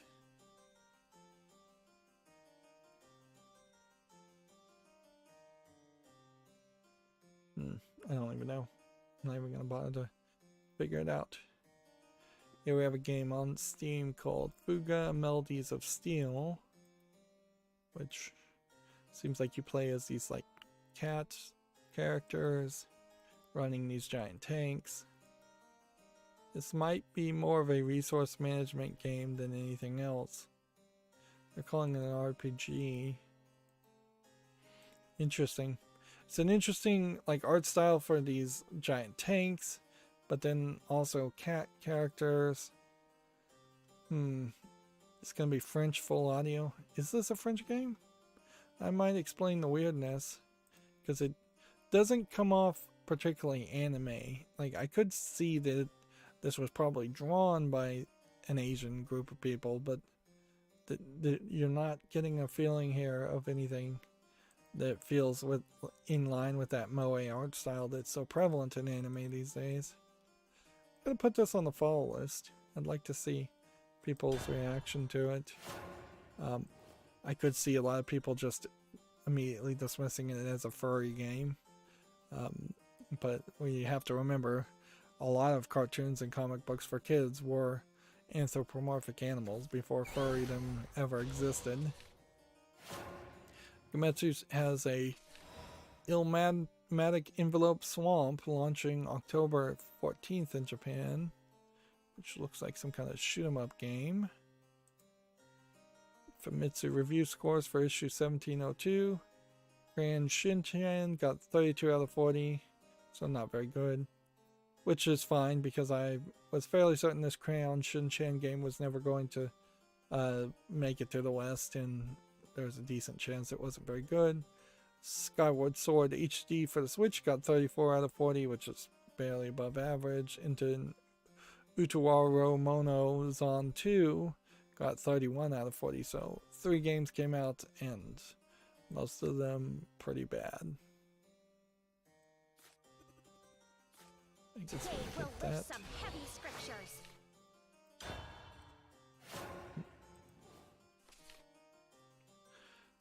Bravely Default Brilliant Lights has been announced for iOS and Android. It's a mobile RPG with where various worlds cross over from the Bravely Default universe, which I don't know if there has been a Bravely Default universe so far. Bravely Default creators, some of them are people who worked on some of the previous Final Fantasy games, so in a lot of ways what was Final Fantasy as far as it actually being a fantasy game has been moved over to Bravely Default, and what is Final Fantasy as far as giant swords and guns and Final Fantasy 15 style visuals, it has been left to make that be what Final Fantasy is there. Nothing looks particularly interesting in that trailer as far as Bravely Default. This art looks interesting, certainly. Almost like a stained glass hand-sketched art style, but yeah, there's the actual game is just the standard small 3D models you would expect to see from a mobile game, which Only I could find that X factor. I did look up like the most recent ARM chips, and ARM as a standard is at like version 8.3, so I suspect until we had a new generation of Look to the zenith. Or there. a new generation of ARM chips, or we start to see cell phones that don't use the ARM infrastructure and use something else, we probably won't see major updates as far as quality of the visuals of games on cell phones. There is a slight push to have more gaming cell phones out there, but we've got to get the vast majority of people to move in that direction, and it would have to be a case that Apple and Android did something to push games to look better, because we really do need that first generation of cell phone games as far as Apple and Android operating systems. We need them to phase out and go away, and we need to see a second generation. We need to see that step from 8-bit graphics to 16-bit graphics. There is not a soul without sin. Alright, I'm gonna run a risk You're here. done for. Punish the wicked. Spare the innocent. Full frontal attack. Let judgment fall. Okay. I'm out of cash. A bear a day keeps the doctor away. No. Moving on, the Caligula Effect 2 launches October 19th in North America and October 22nd in Europe. So, okay. I need to go back and look at the review of Caligula Effect 1 to figure out if there's any real reason to be interested in this series or not. I mean, it really does just look like a Persona style RPG game. That may very well not matter.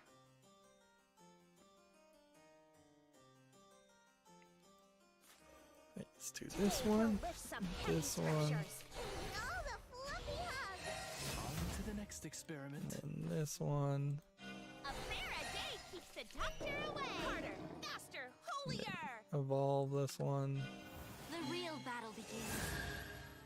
for free. Put your legs into each prayer.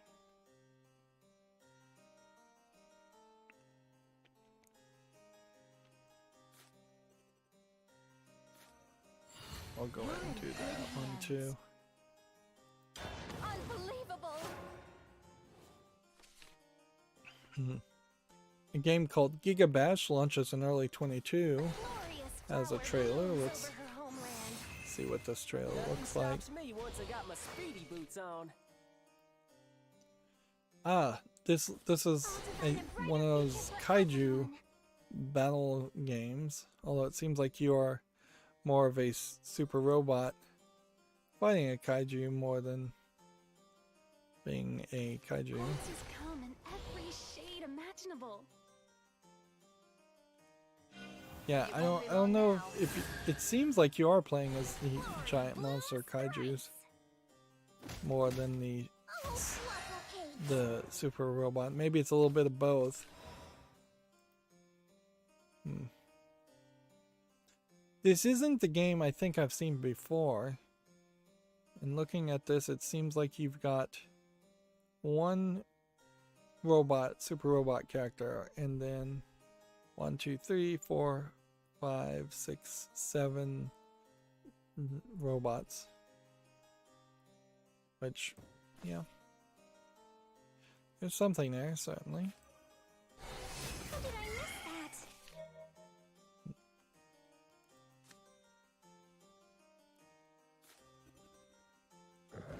That one. Back straight, Hit eyes that closed. one. Unbelievable. Draw a couple cards Unbelievable. in the turn. Unbelievable. Game of Sutra says Summer Games Done Quick raised $2.8 million for charity. I think this was Doctors Without Borders this time. Yep, we had already talked about this article and how it didn't bother to really tell you the actual charity this time. This ends here. And I wonder, frankly, come to think of it, if that is Eventually.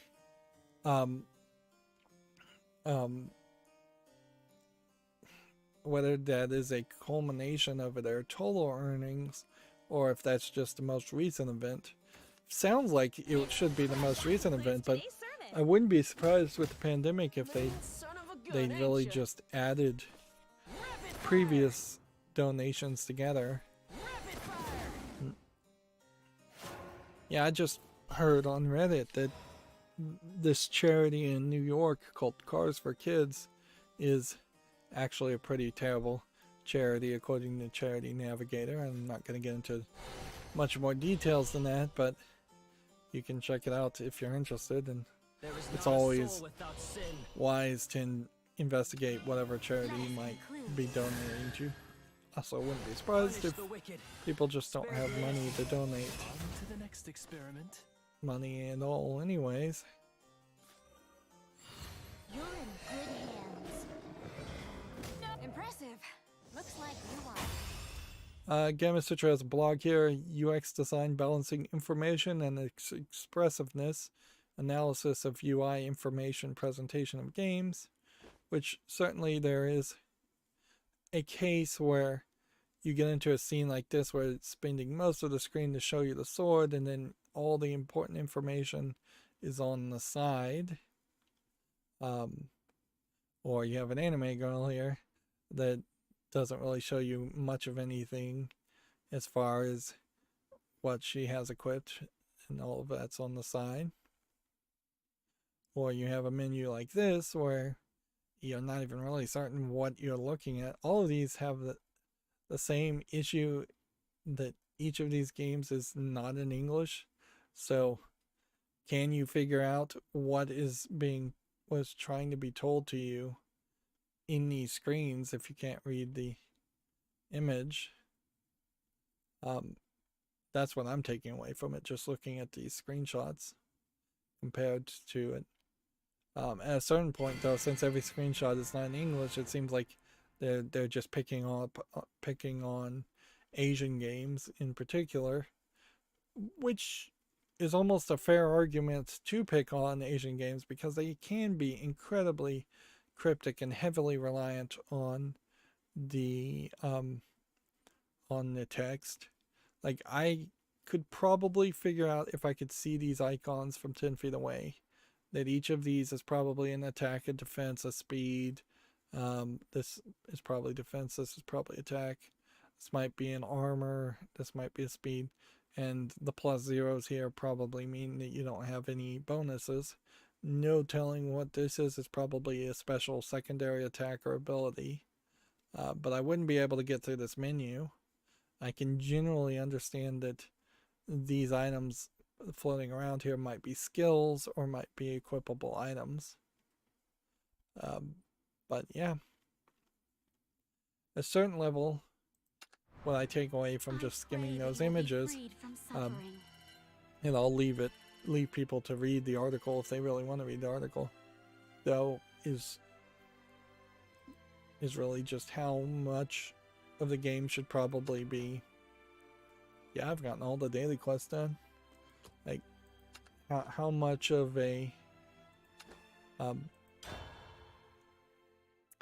video game should be playable without being able to read at all.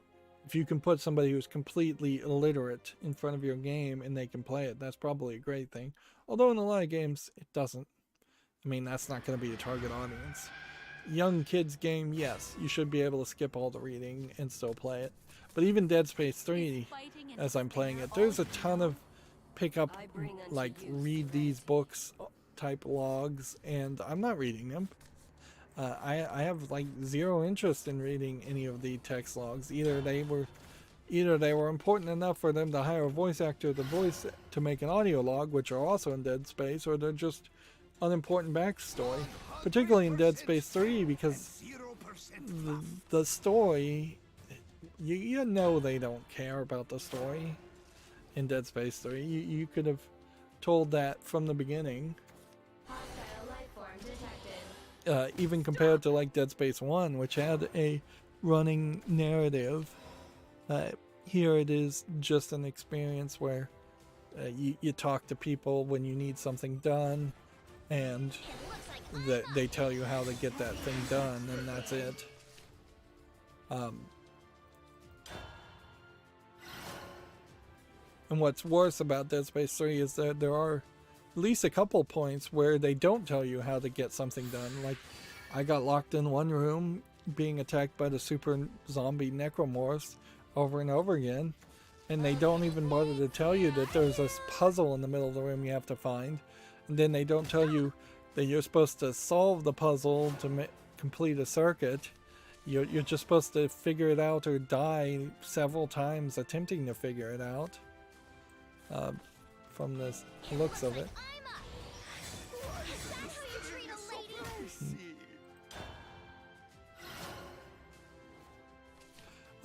Game of Switcher says Dead Cells has sold over 2 million copies on the mobile platforms in China. Which, okay. There's a lot of people in China, so 2 million is probably not even a relatively large number. But we'll have to start to think about what that really means going forward as China potentially becomes a actual market in which video games can be bought and sold, if China becomes that, because there's just so many limitations on that idea. It's very possible China will just never be a viable market for video games, just because of the restrictions around it.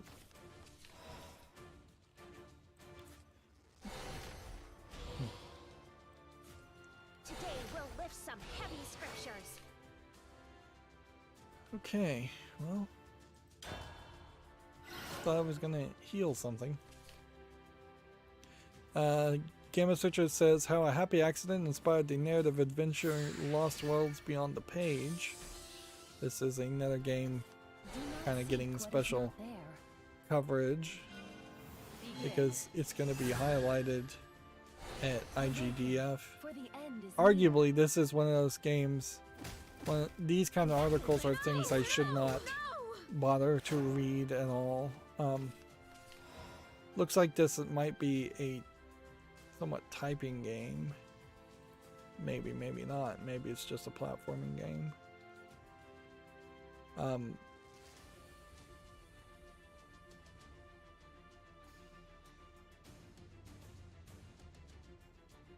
So yeah, there's...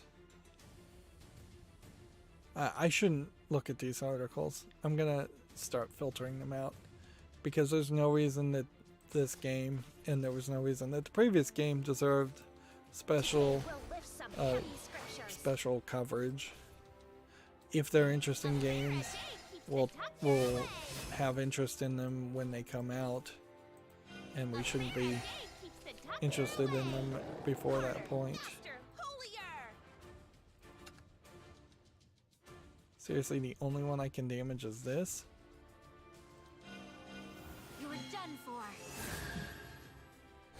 Put your legs into each prayer. Back straight, eyes forward.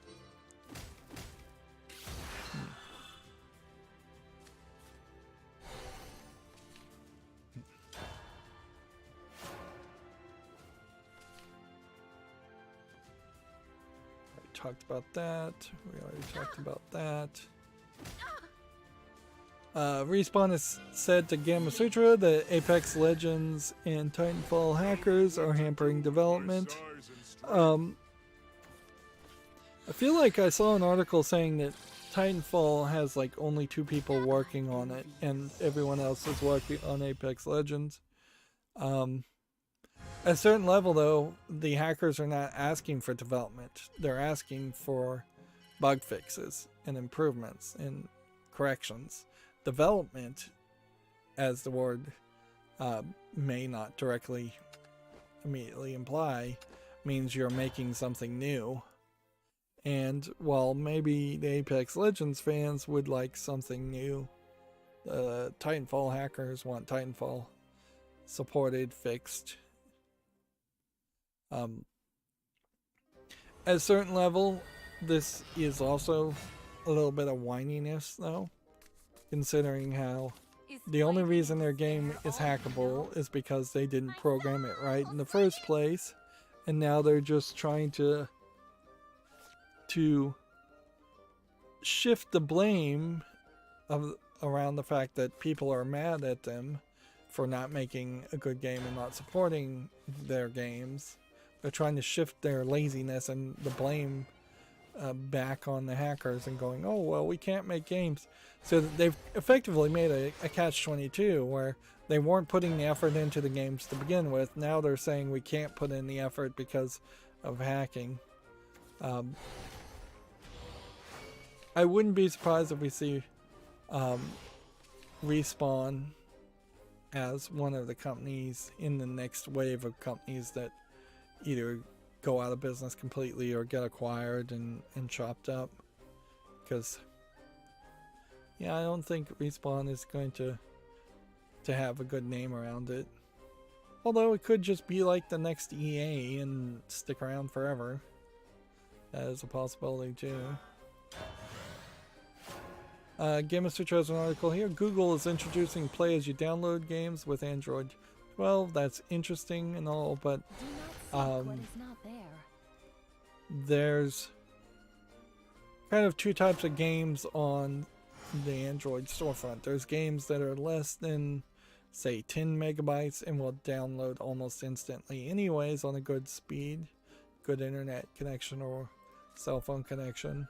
And then there are games that just have a ton of content, such as, well, Shadowverse is probably a good example of that, where there's just a ton of cards and a ton of single player content.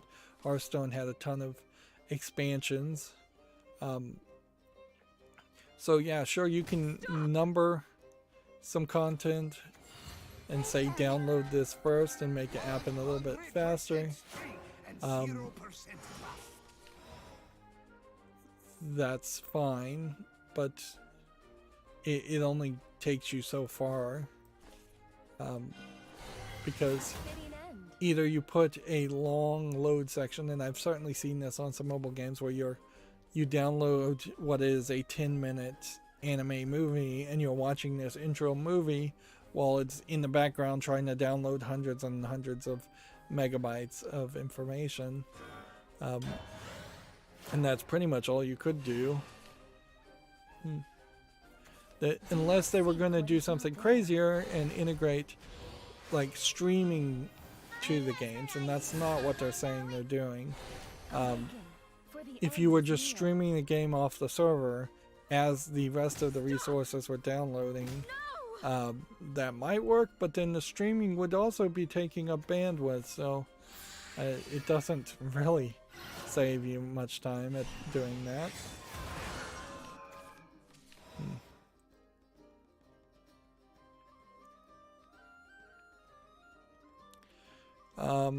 I don't know if this really is worth mentioning, but this Alba, A Wildlife Adventure, has been named Game of the Year for Games for Change Awards, which is crazy because I don't even think this game is out yet, and if it is, it's only been out for a very brief amount of time. I have not heard anybody review this game. Same is true for Lost Words. So this is once again a example of Gamma Sutra over highlighting one specific game or two specific games. Smiles are the best medicine. You were done for. Like the game Alba does look interesting. No, It was smiles are not on the list of games to check out, but yeah, it's not, doesn't deserve a Game of the Year award, even in a specific category, in my opinion. Here we have a game on Steam called Death Upon Us, which looks like it's an asset flip first-person shooter zombie game. $9 English full audio and several other languages. Nothing of interest there. Here we have Red Crucible Able Archer, which is some kind of tabletop game. I think we already looked at this one. Nothing of interest there. Here we have a game called Blood Labs, which is a dark screenshot top-down twin stick shooter. $3.99 English only. Here we have a game called Destined to Die, which looks like a weird point and click game, but seems to me like they're calling it a live sim. Really, it just seems like a weird game. It's free, but then if you wanted the raw art or the cat postcard wallpapers, you're paying $10 for both of those, English and Chinese. Yeah, I don't think that's much of a game there. Yeah, we have a game called Projections, which just looks like a mess of shapes. $12.99 English only. Let's come over here and play. Could do 2 damage here. Could do this. We can do this. Some heavy scriptures. Here we have a game on Steam called TV Kid, which looks like nothing. Hostile unit confirmed. $9.49, English only. Here we have a game called Path of Vidya, which looks like a terrible RPG Maker game, free to play, English allegedly full audio. Here we have Spades. I don't know why you'd want to play Spades that looks like this when you could play Tabletop Simulator for the same price, $10.99. Yeah, I'm just going to be able to burn through a lot of games at this rate. Here we have one called Aussie Mech, which looks like it's a top-down Diablo clone RPG action adventure game, free to play, split screen, co-op, and player versus player. Well, I was gonna give this a chance, but unfortunately it has no single player game, so seems like you just play against each other. And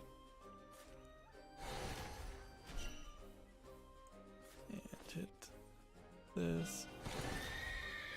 Maybe this time I can fade completely. Hit A prayer a this. day keeps the doctor away. Go ahead and evolve this. The real battle begins.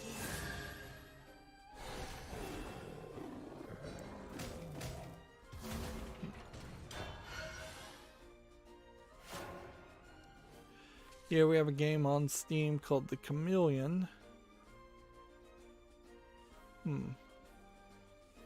Which looks like it's some kind of stealth game. There was a game sort of like this where you could shift your appearance.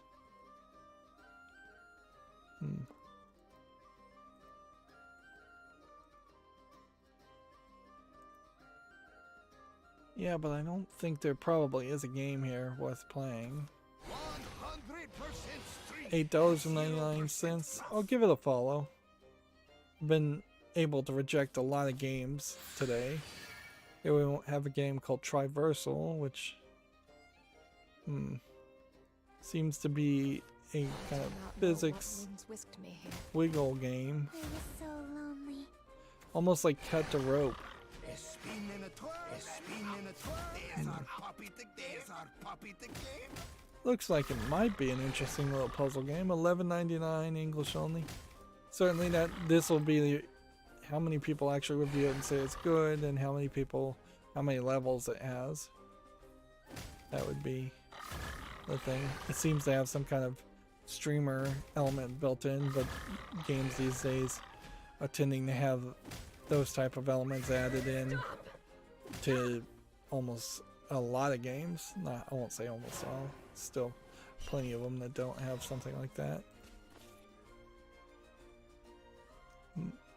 This could do 4 damage. This is where I truly shine. Damage heavy.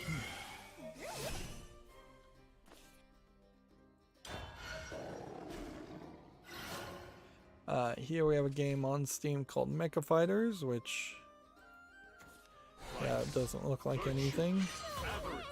Early access 254. Here we have a game called Radio Viscera, which top-down shooter. Looks visually polished enough. $15.99, bunch of languages. I think that deserves a follow. Now I want to get through all of the news today because I don't want Friday to, if I even make it to stream on Friday in time, I don't want it to be super long, and I don't want to cover any of the games.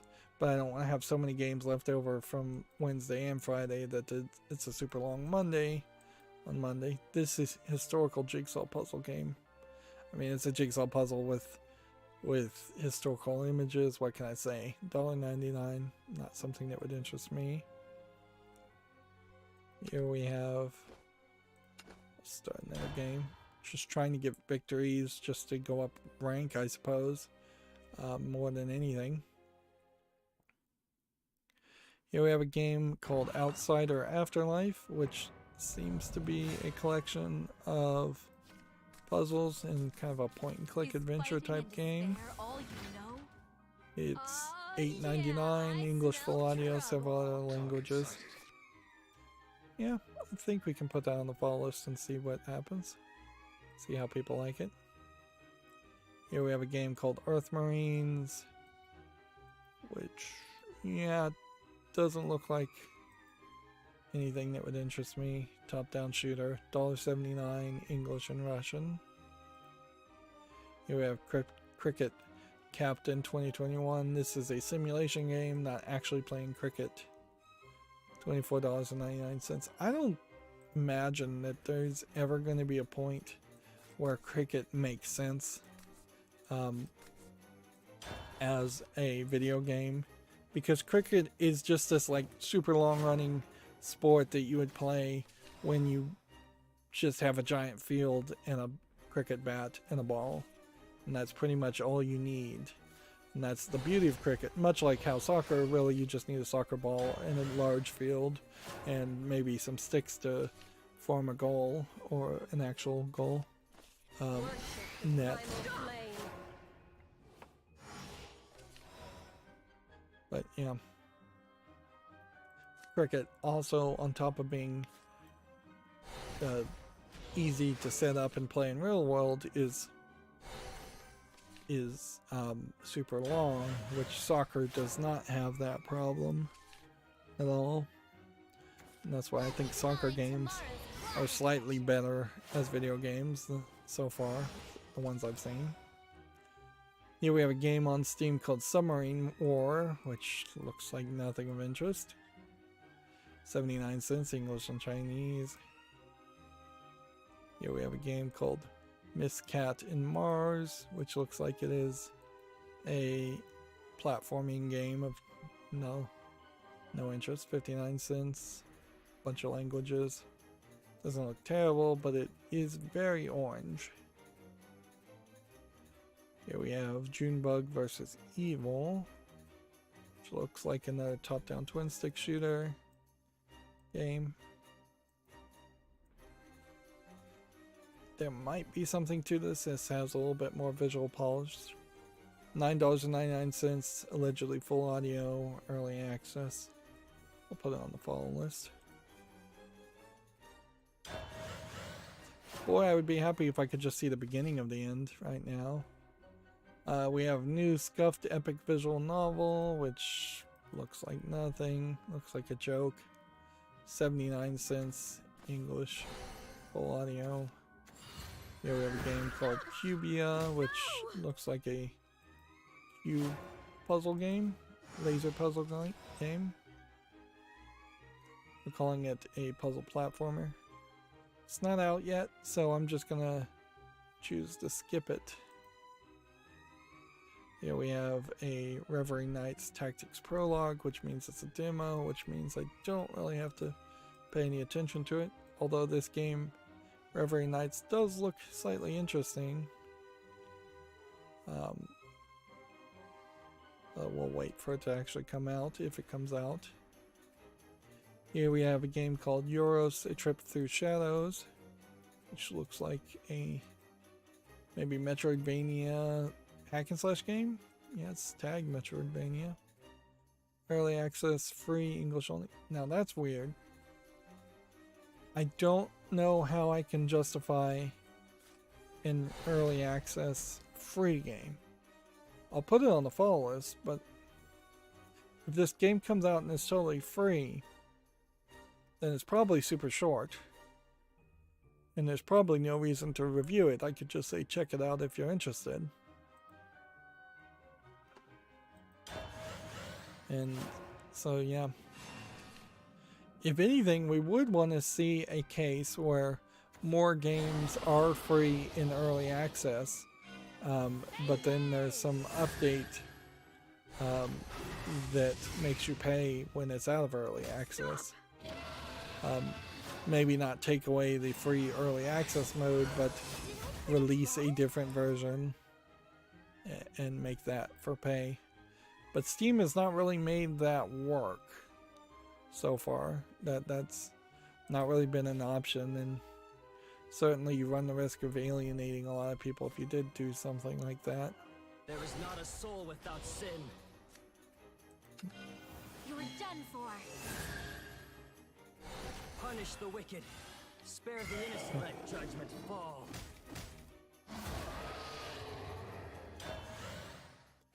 Next, we have a game on Steam called HUGE, which I suppose you pronounce as huge. This is one of those platforming games where you rotate the world and you turn it from a box into a ball to a box.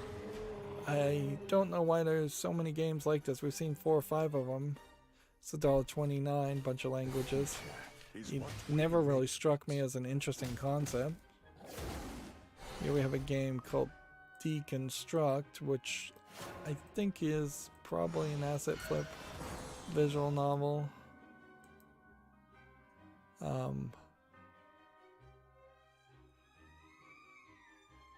$8.49 English and Russian. I just don't think that there's really a game here. I think this would probably be a joke game or a troll game if anything. Here you have a developer called Master Bastion, and here you have like prompts: F you, go F yourself, are your 2 dialogue choices. That really strikes me as an indicator that they're not taking this seriously, so I shouldn't take their game seriously. So I'm gonna skip it. Next, we have a game on Steam called Singularity World, which looks like it's a pretty dark platforming game. Maybe puzzle game. I'm not sure. I believe there's really a game here. $10.39 is fairly expensive. English, Chinese, and Japanese. I'll give it a chance, put it on the fall list, but I suspect this is really just a low effort game being overcharged. Here we have a game called High Laundry, which looks like they've just taken the concept of cook, serve, delicious and turned it into a laundromat, which is even less interesting. And the graphics look worse. $12.74 English, Spain, Spanish, Portuguese, Brazilian. Here we have a paint drying simulator, which I'm not going to give that a second thought. 59 cents. English only. No to that. Okay. We need to be able to do something here. So hit this. Hit this. Play this. In the channel. Here we have Sprite Sequence Chapter 1, which I assume means it's episodic. And I kind of like this art style. It's free. It's about 10 to 20 minutes long.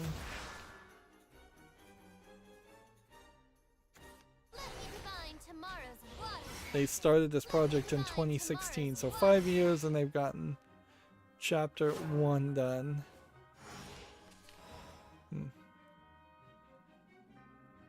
And this apparently is some kind of like webtoon creator.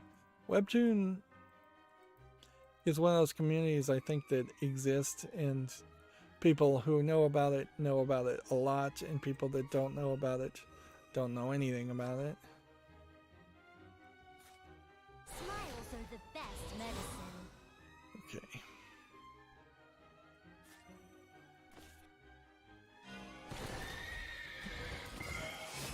Did I predict wrong? Right in the ball The here. real battle begins.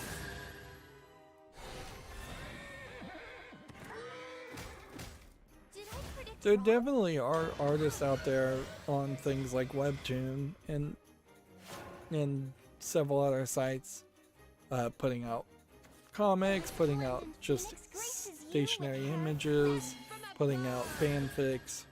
Let the land be You would graced by think beauty.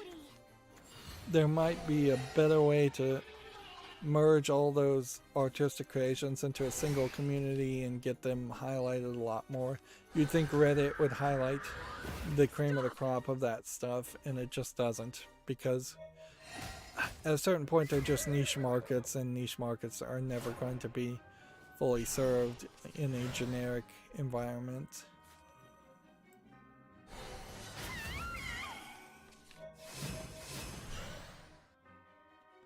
Well, I have no choice but to attack there.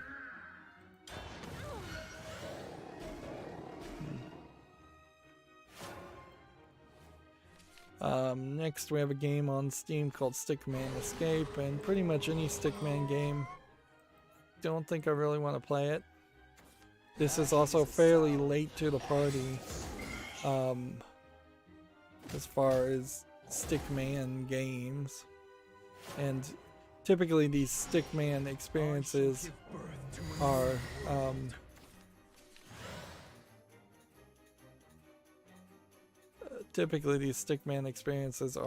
not anything what they really look like, and they're troll experiences. This is early access. I don't see how it should be early access. $2.79 English and Chinese. I'm gonna say no to this because I just don't have faith in it to really be what it says it is. Okay, I'm gonna play this and hope this works.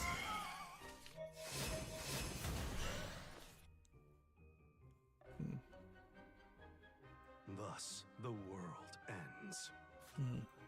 It looks like I'm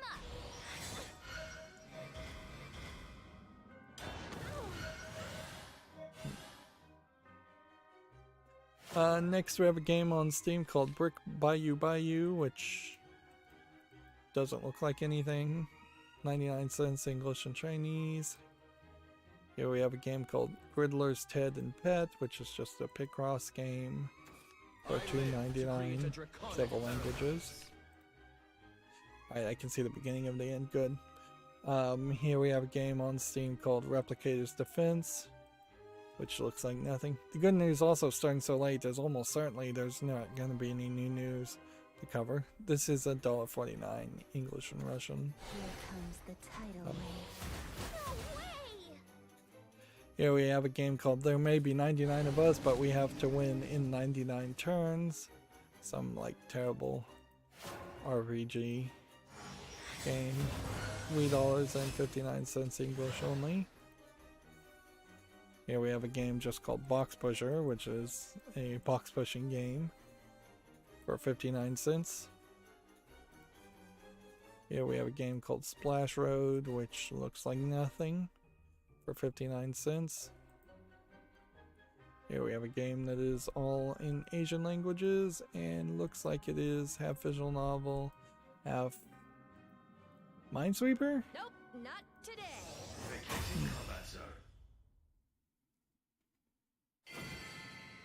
You conceded. Wow, and I got a thing, probably because I moved the battle pass upward. Freed from suffering. Yeah. With the battle pass.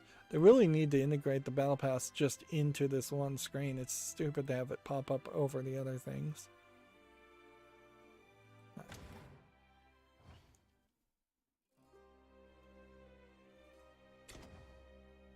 Ooh, we have an arena run. Why did I not know about that? Like, we have no daily missions, and we won't for at least 11 hours.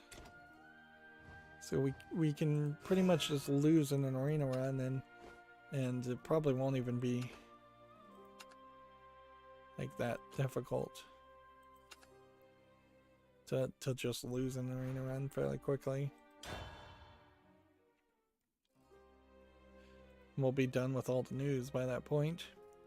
Here we have Guardian's Royal Journey, which is just a tower defense game. Free to play, English and Chinese with in-app purchases.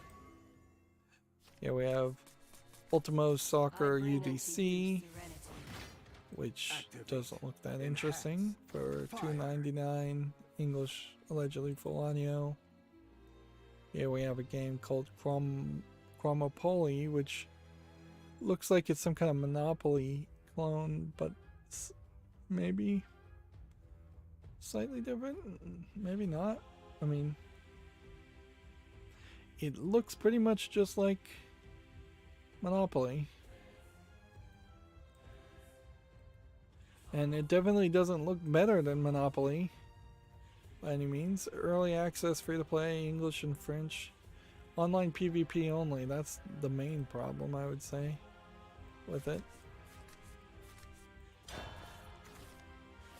Here we have a game called Pergo Box, which looks very weird, but the weird art style.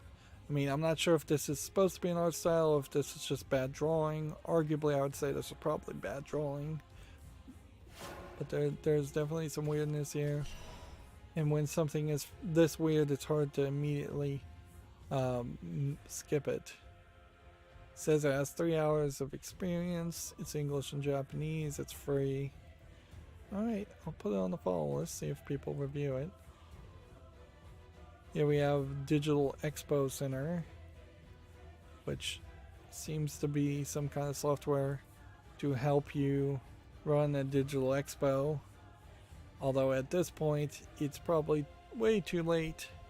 I don't think anybody would have used a generic software for that unless it was a fairly small expo, and even a small expo probably would not have enough of an attendance to justify trying to get everybody to run a software like this. If anything, it seems like you're not able to really edit anything anyways, so Thy little canary. if this really is a software and this is not just a asset flip game, which it very possibly is just an asset flip game or an experimental piece of software that they're trying to sell. It's free to play, but there needs to be like some QR code or URL that would take you to a specific expo for that to make sense. Hostile life form detected. Terminating hostile life form. Our eyes close as the curtain falls.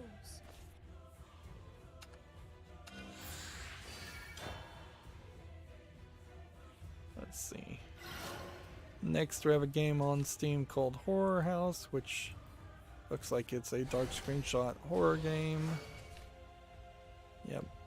Early access, requires VR, $3.99. English, full audio. Yeah, I don't think I'd particularly want to play any kind of dark horror game in VR.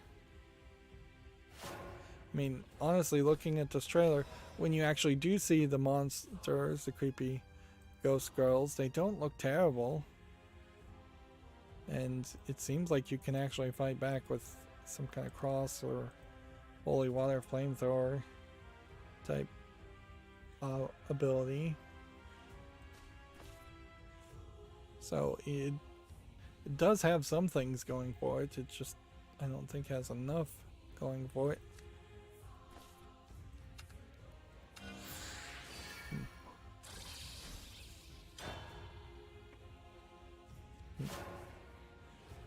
Here we have a game called Soda 2, which is mostly negative already.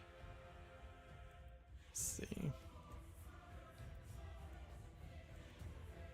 Let's see. Early access, $4.99 MMO, requires a third-party account. It's English and Russian. Let's see what the reviews say. It's all in Russian and it gets in your PC files from in-game. This is the weirdest experience I've ever seen on Steam. I hope my stuff isn't compromised now.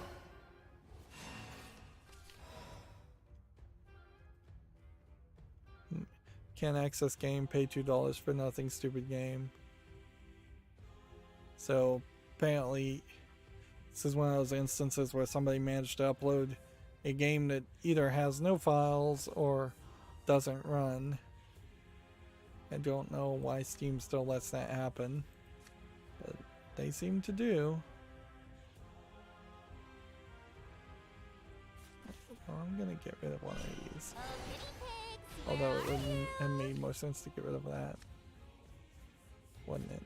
100% string and 0% fluff.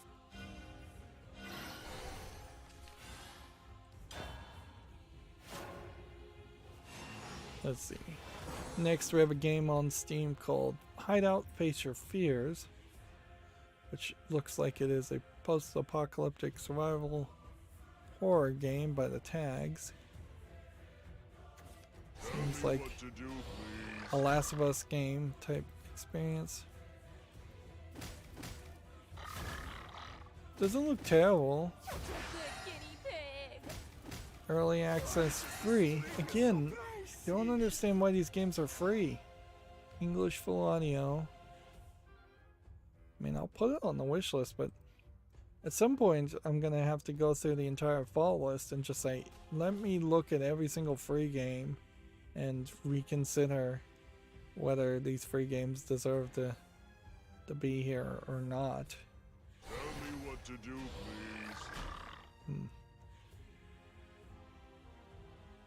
It's kind of like the worst time to have done that.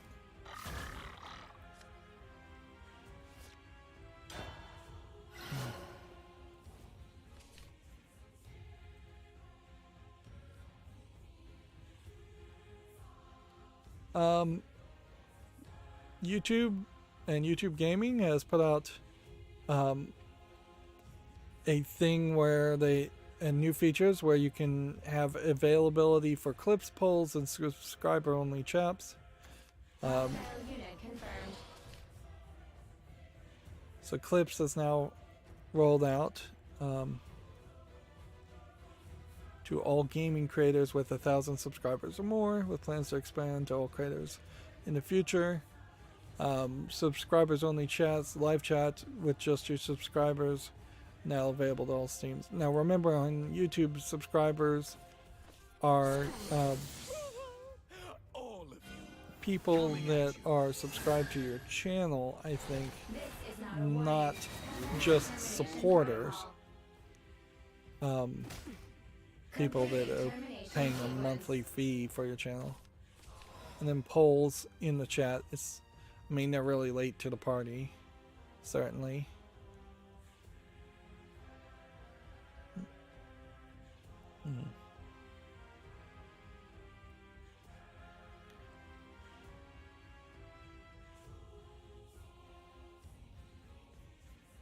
Let's see, you can also choose how long in hours, days, weeks, or months, or years people need to be subscribed before they can send live chat messages. Live polls seem like they are for all streamers. A lot of those features, though, are not just going to immediately be useful in a lot of cases. What fine threads you have. This'll be over quick.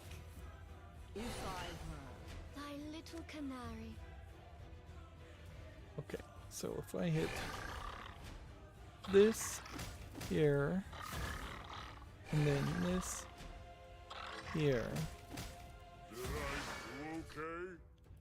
and then do this, And relax.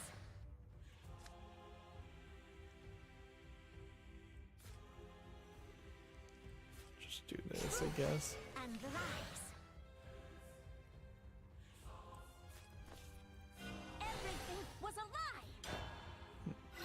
Not fast enough to kill that, but whatever. I don't know if that's inherently going to make much of a better experience for streamers.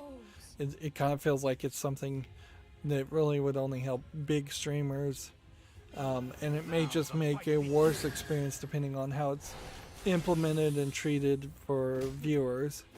Completing termination sequence. I certainly could see if I somehow jumped from having about 500 subscribers now up to 5,000, maybe then there would be so many people in the chat that you are just ignoring them anyways, and that kind of is what happens right now in the chat. So that's not super surprising that Everything was that you might need something.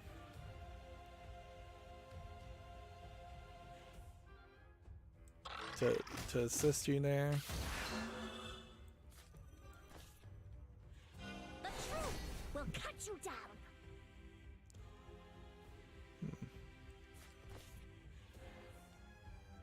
Right, well, can hit that.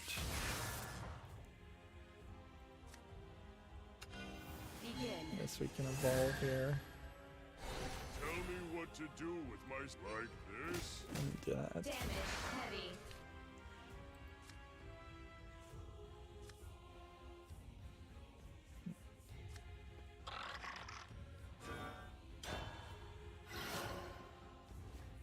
Next we have a game on Steam called Egg of Empire, which just looks like it's a tower defense game. $10.99. Here we have a game called Crossboard Soccer, which And lies. looks like nothing of interest. $5.99. Video Game Chronicles says, probably in that same interview, Phil Spencer has complimented the DualSense and suggests Xbox could update its controller. It definitely should update its controller in some way, like, because you have that Elite controller, so some of those features should be just integrated into the new controller, a new Xbox controller. I don't think there's too much more. Like, tilt motion in the controller makes sense. I don't think the touchpad makes a lot of sense. The microphone in the controller makes some sense. It's kind of cool as a feature when it's used properly. The haptic feedback on the triggers is a cool idea, but it's also something that I don't think people really are going to use. The truth will cut you down. Hit that. And that. Let's play this. Go ahead and fuse with that one. This one should have already fused twice. This one should have fused once.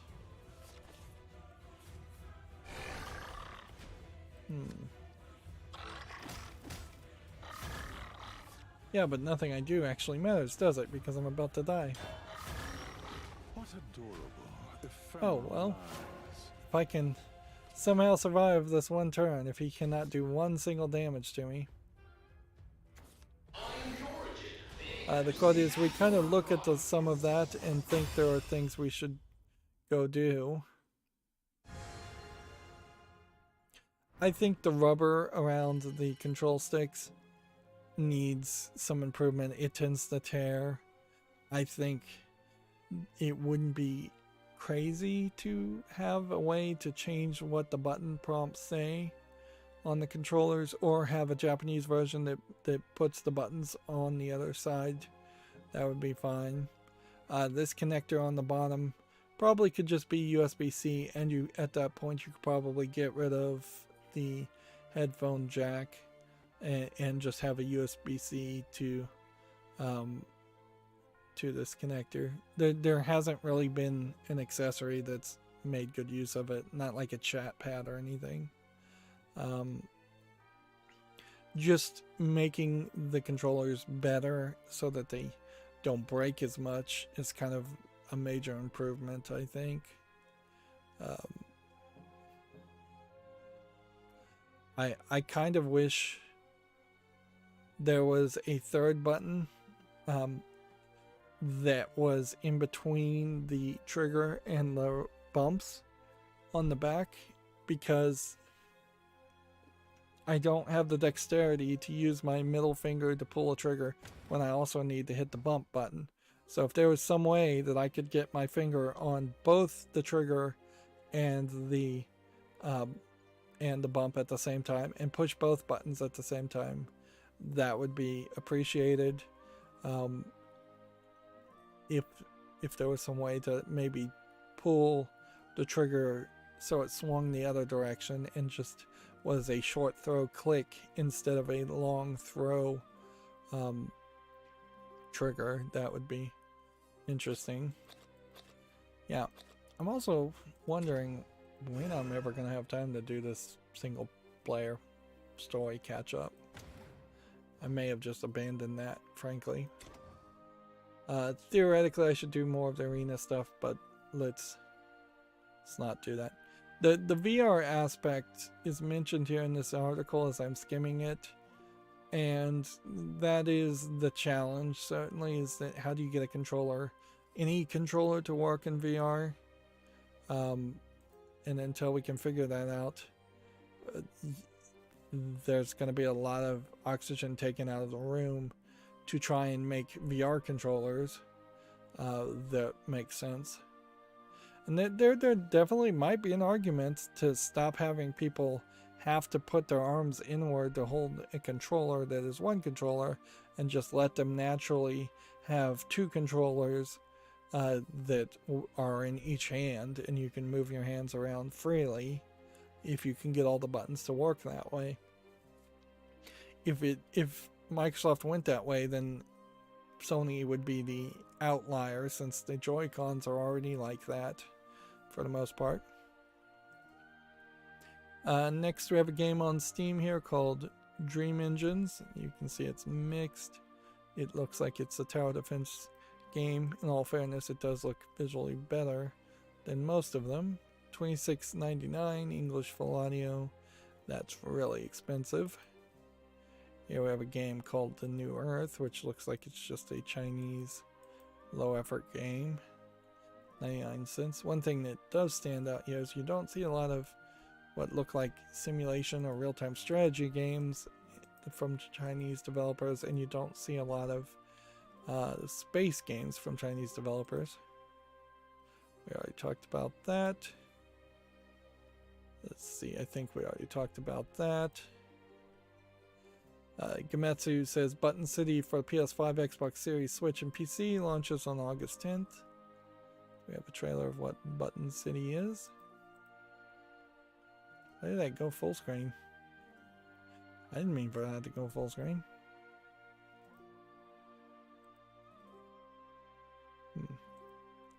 How would I have gotten it to go full screen? It looks like it's a rhythm game. I guess I must have accidentally double-clicked in the center of the screen, because that does make it go full screen. I didn't even know it did that. Let's see if this next game is YouTube family friendly. Yeah, I think it is. Our Battle Has Begun, episode 1 is out. It's a visual novel dating sim game. You can see these anime characters. Doesn't look particularly great. $8.99, Japanese full audio. See if there's any content. Nope, there's no content warning at all on it. Yep, it's gonna be fairly boring if we start to find every single like visual novel dating sim game has been censored, just because of the PlayStation 4 censorship, more than even the Steam's Lite dipping its toe in the censorship. Here we have a game called Dark House, which I think it's still a little too asset flippy of a horror game. Yeah, I don't think there's enough here. Seems like you're just running around starting the dream catchers on fire. Early access online PvP $3.99. Let's see.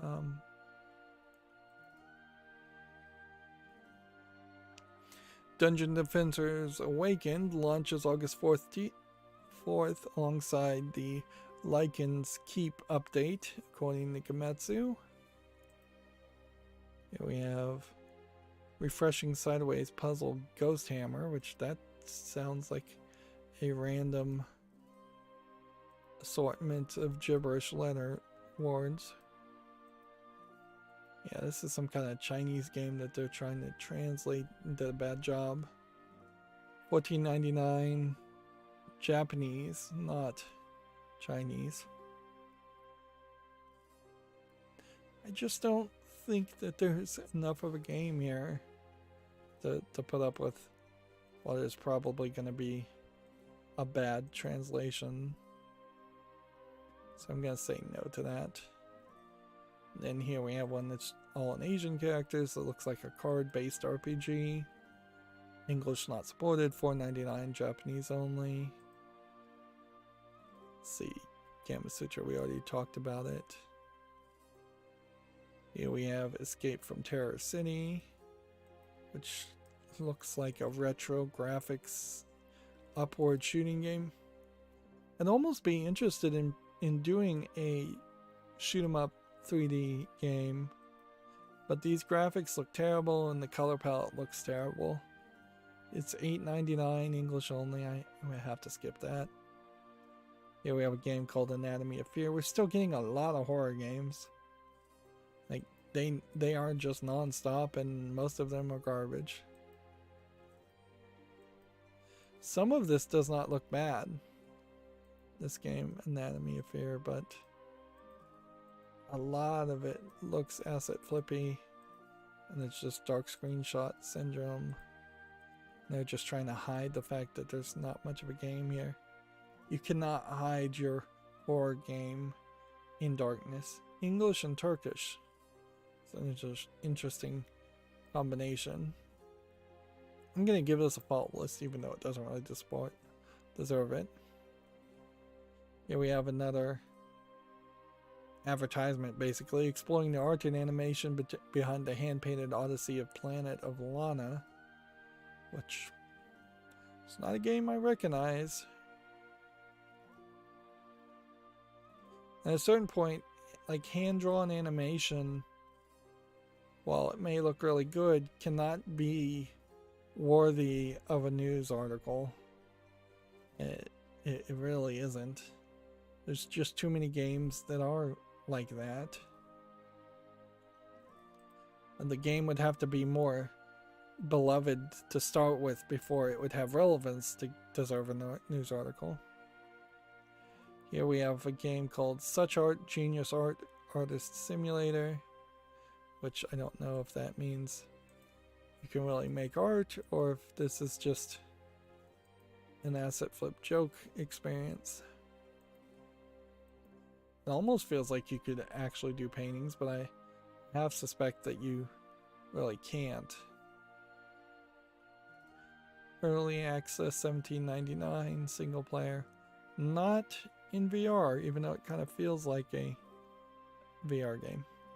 There is something to the idea of actually being able to paint in a game and not making the mess of actually painting, but I feel like almost any game would be a pale comparison to the actual ability to paint in real world.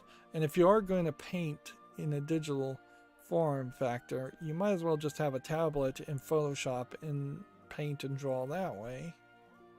Here we have a game called Snow Painters, which seems like an odd combination. This looks like this is a SMU Guildhall student project. English only. I don't think I particularly care enough about this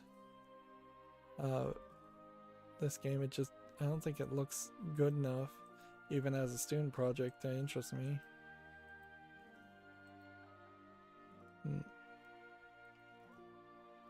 Next we have a game called Frame Game, which apparently you draw things in a frame and then somebody on your team picks. $6.79, English full audio. This definitely feels like this is a party game, multiplayer focused game, and it doesn't look much different than the Jackbox style of games, where you'd probably just be better off playing the Jackbox games. So I'm going to say no to that for those reasons. Next we have Impossible Pixels, which looks like a frustration platforming game. $8.99 English and Czech. Here we have a game called Old Evil, which looks like a dark screenshot game or a horror game. It's tagged as a walking simulator. $5.94 English, Chinese, Russian, Turkish. I want to give this one a chance too. But yeah, I'm not really certain. Twitter is shutting down fleets. I don't think that has anything really to do with any video game news. Fleets were expiring tweets. Honestly though, there are some Twitter feeds that would benefit heavily from having expiring tweets, but apparently they weren't using it. That would be my guess, at least. There is a report according to Gamasutra that Tencent wants to buy Crysis and the CryEngine from Crytek for over $350 million. I wouldn't be surprised if that's the case. And that would definitely strengthen Tencent's future development. Here's the article I was talking about earlier. The updated Xbox Family Settings app will let parents set spending limits. How much they can spend on software apps and in-game purchases. Can you separate it out and say you can't buy new software or apps, but you can buy in-game purchases? Or you can't buy in-game purchases, but you can buy software and apps?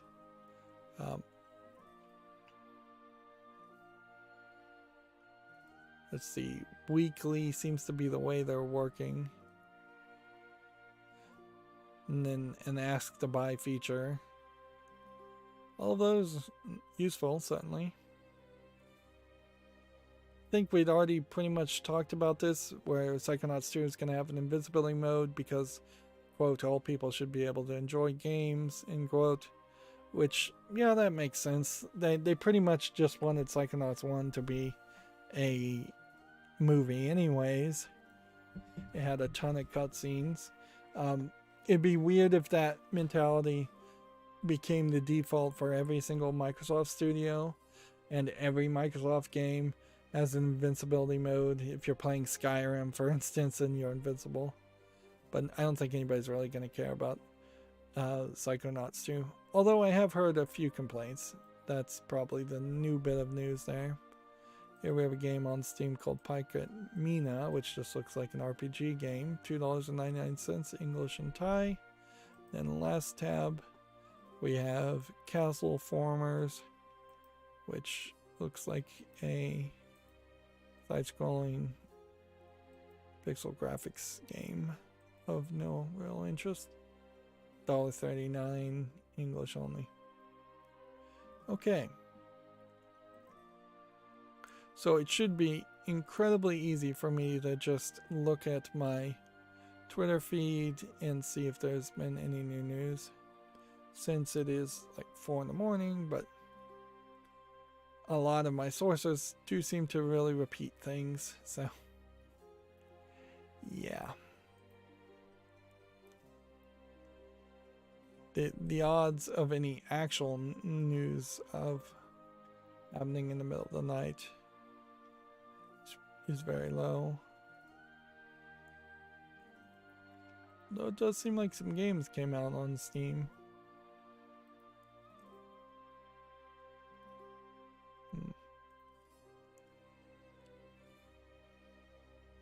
Gundam Evolution announced 6 vs 6 free-to-play first-person shooter in 2022 for PC only so far.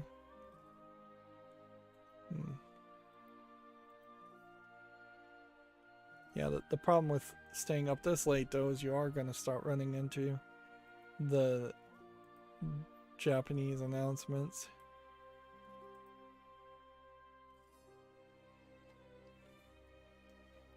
It would definitely have been cool if at some point I had found an audience of late nighters, people just who are used to staying up all throughout the night. Like, that probably would be my preferred way of living life too, but it definitely disconnects you from the normals. Certainly the 9 to 5 people. a lot, and most places don't have 24-hour stores that are the standard. So you run into, whenever you need to go to a store, whenever you need to get a delivery, whenever you need to call customer service on something, you're having to stamp what would be late for you to deal with people, deal with bankers' hours.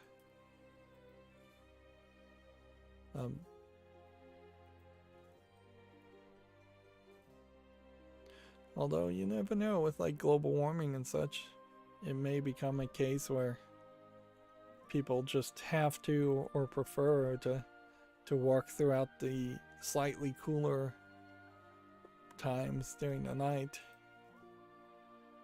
There's a lot of tweets talking about Fatal Frame, I believe Maiden of Black, which I think is the newest Fatal Frame game, where I don't know if that game is not out and it's about to come out, or if that game has been out for a very long time, and they're just promoting it. It was tweets from the creator of the game, basically, the developer or the publisher.